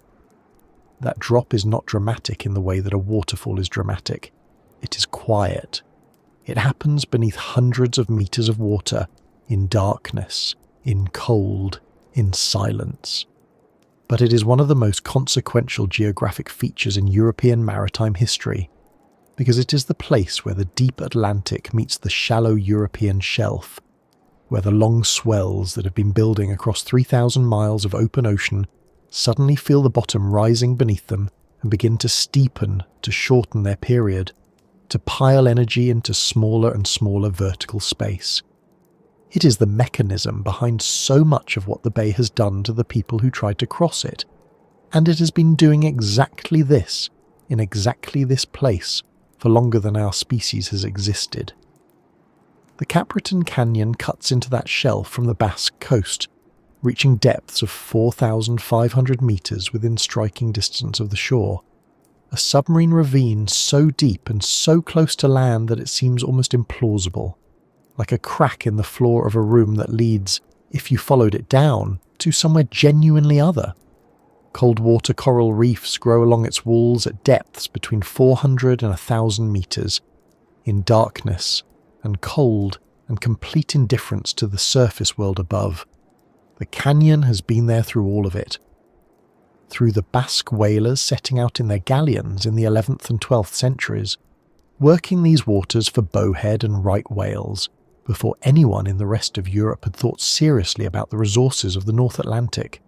Through the Roman merchant ships carrying amphorae of olive oil and wine along the bay's margins, connecting Hispania and Gaul by a sea route that was dangerous, and also, for those who survived it, faster than any road. Through the medieval pilgrims who crossed the bay by sea to reach Santiago de Compostela, trusting the water and their prayers in roughly equal measure. The Spanish Armada came through here in 1588, or what remained of it did. The fleet that had sailed north with such confidence, carrying the ambition of Philip II and the prayers of an empire, came back through these waters in pieces, in storms, in a kind of institutional catastrophe that the Atlantic executed without particular malice, ships wrecked on the Galician coast. Men drowned in sight of their own country. The bay did not distinguish between the power of the Spanish crown and the fragility of wooden hulls in a force 10 gale.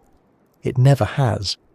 That quality, the complete indifference to rank, intention, and preparation, is perhaps the bay's most consistent characteristic across the entire span of human history with this water.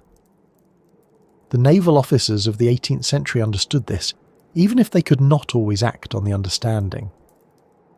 The British blockade of French Atlantic ports during the Napoleonic Wars required ships to maintain position in the bay through conditions that would have been considered impossible in any other context. The men who served on those blockading squadrons off Brest and Rochefort spent months at a time in waters that the bay treated as an ongoing demonstration of what it was capable of. HMS Victory, already damaged after Trafalgar, made her way back through bay swells in October 1805.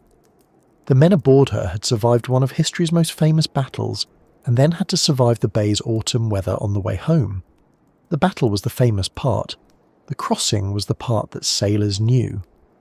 The U-boat crews of the Second World War knew it differently, but knew it just as well. The transit across the bay from the French Atlantic bases at Lorient and Saint-Nazaire and Brest was the part of every patrol that the statistics made most frightening. By the middle of 1943, the combination of centimetric radar, lee lights, and relentless RAF Coastal Command patrols had turned the bay into something close to a kill zone for submarines running on the surface. The crews knew the numbers. They knew that the bay crossing had become the most dangerous segment of a patrol that was already among the most dangerous assignments in any navy.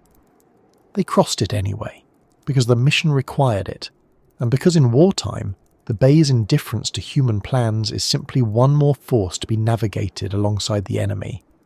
The water did not care which side you were on. It applied its swells and its weather to Allied aircraft and German submarines with complete impartiality. The Prestige arrived at Cape Finisterre in November 2002, carrying 77,000 tons of the heavy fuel oil in a hull that was 26 years old and single-skinned, a design that the industry had already begun moving away from precisely because of what happened when single-hull tankers met structural failure in heavy weather. The ship was in Force 9 conditions when the hull gave way, 28 miles offshore. The subsequent decisions, the choice to tow the ship away from shore rather than into a port of refuge, the 6 days during which the damaged vessel was moved further from land while its structural integrity continued to deteriorate, the eventual split and sinking on November 19th, all of those decisions were made by human beings under pressure, in the context of political concerns and liability questions, and genuine uncertainty about what the right course of action was. But the bay was the context within which all of those decisions were made. The weather that made salvage operations so difficult, the swells that complicated every attempt to manage the situation, the conditions that ultimately determined what was and was not possible, those were the bay's contribution. The oil that reached 2,900 kilometres of coastline, the 300,000 seabirds killed, the Galician fishing industry that spent years recovering, the legal proceedings that ran until 2016, all of it traces back to a structural failure in heavy weather off a cape, whose name in Latin means the end of the earth. Finisterre, Finisterre, the end of the earth. It is one of those place names that has outlasted the worldview that produced it.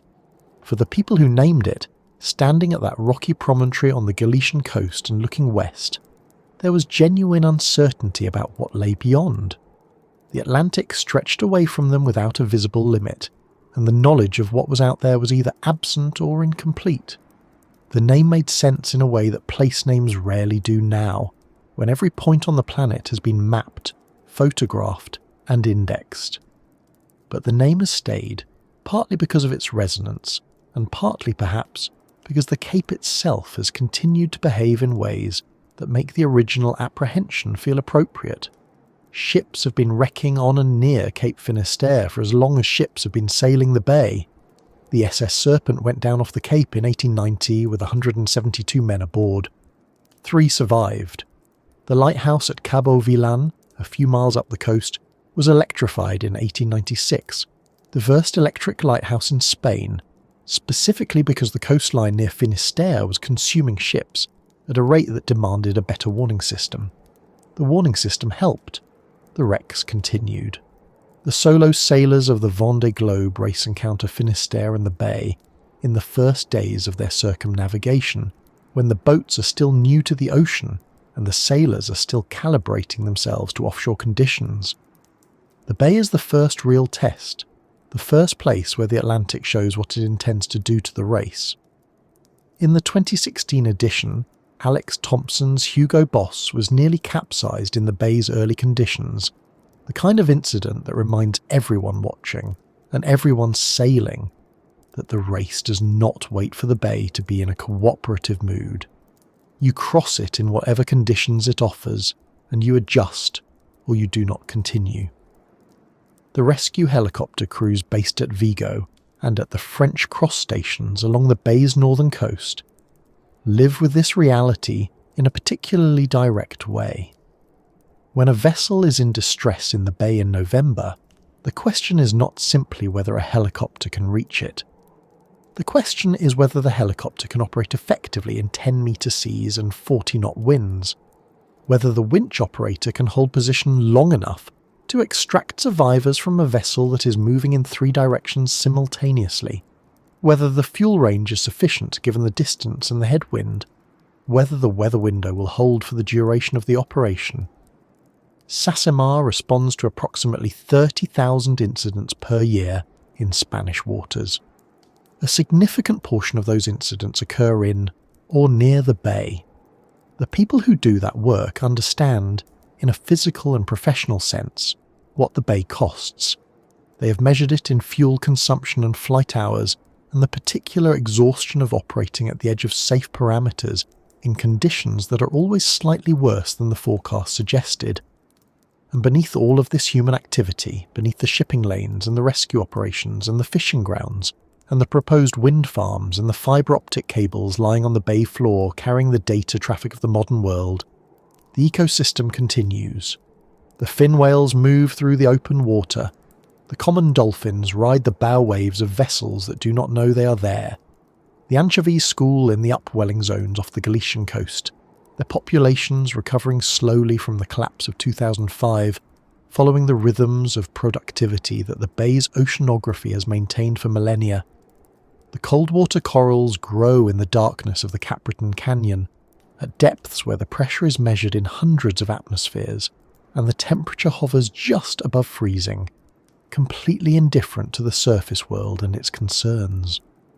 The Atlantic swells move across the bay from west to east, arriving at the continental shelf with the energy they gathered crossing 3,000 miles of open ocean, breaking on the beaches of the land's coast and the Basque country and the Cantabrian shore with the same force they have always brought, the same force that has shaped those coastlines over thousands of years, the same force that will continue shaping them long after the current generation of port facilities and coastal defences and offshore platforms has been replaced by whatever comes next. There is something grounding about a place that does not negotiate.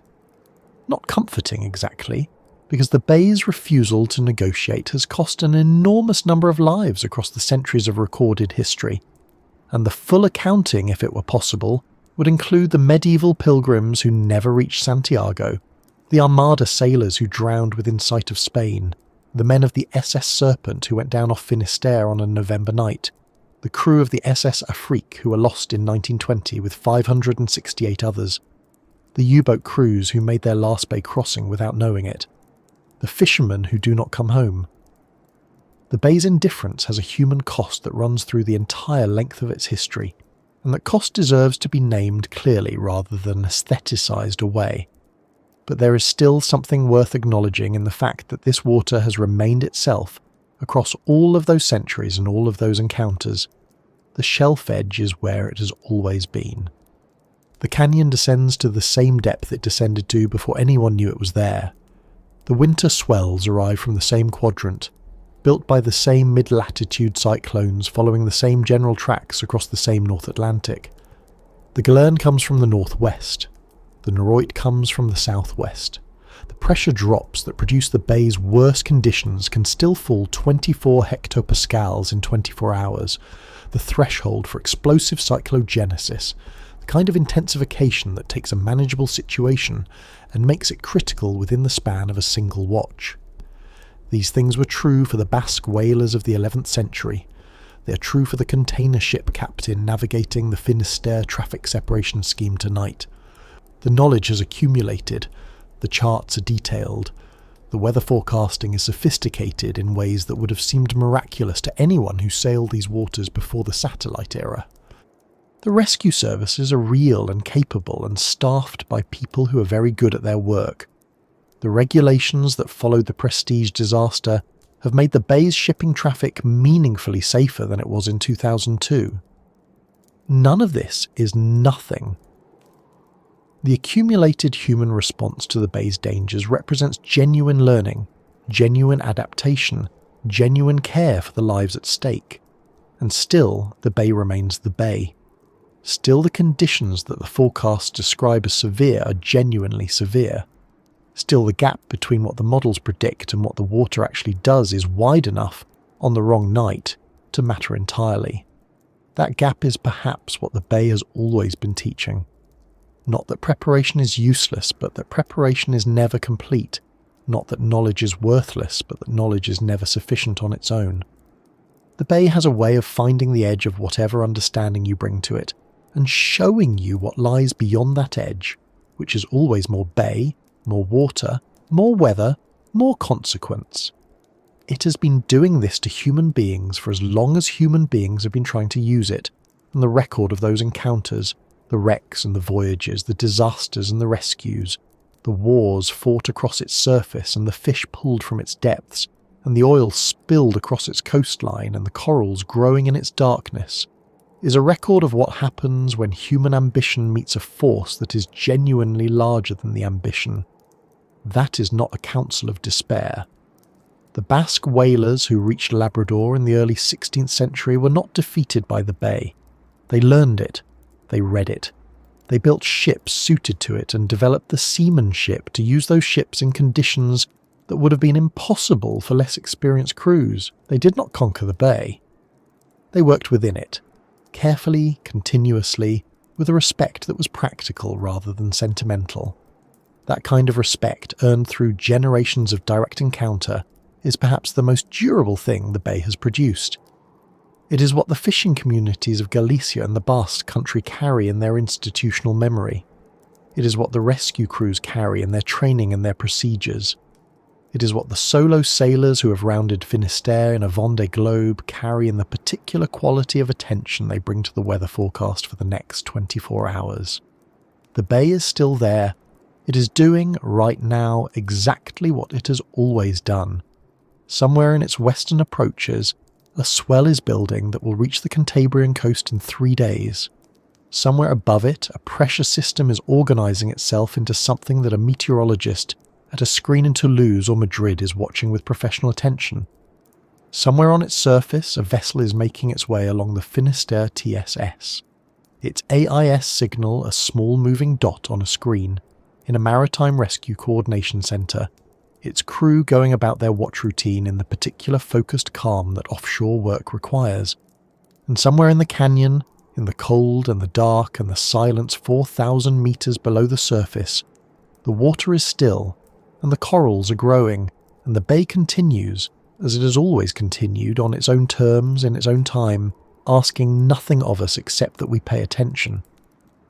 If this journey through the bay's long history has brought you something tonight, a little quiet, a little curiosity, a sense of the scale and the patience of the natural world against which all our human plans are drawn, then it has done what it set out to do. The bay is one of those places that rewards attention, even from a distance, even from a warm room with the wind outside. It is a place that reminds you, gently but firmly, that the world is older and larger and more indifferent than any single moment of it suggests, and there is something restful in that, once you have settled into it properly. If you've enjoyed spending this time here, a like on the video is always quietly appreciated, and subscribing to Life Beyond Seen means you will find your way back here for the next story. If there is a place, a history, a natural system, or a question you would like to explore together, leave it in the comments. This channel moves at the pace of curiosity rather than urgency, and the suggestions from people who listen are part of what shapes where it goes next. For now, let the bay settle into the background of your thoughts, the shelf edge dropping away into the dark, the long swells moving in from the west, Cape Finisterre standing at the end of the old world, watching the water it has always watched. Sleep well, wherever you are. The bay will still be there in the morning doing exactly what it does,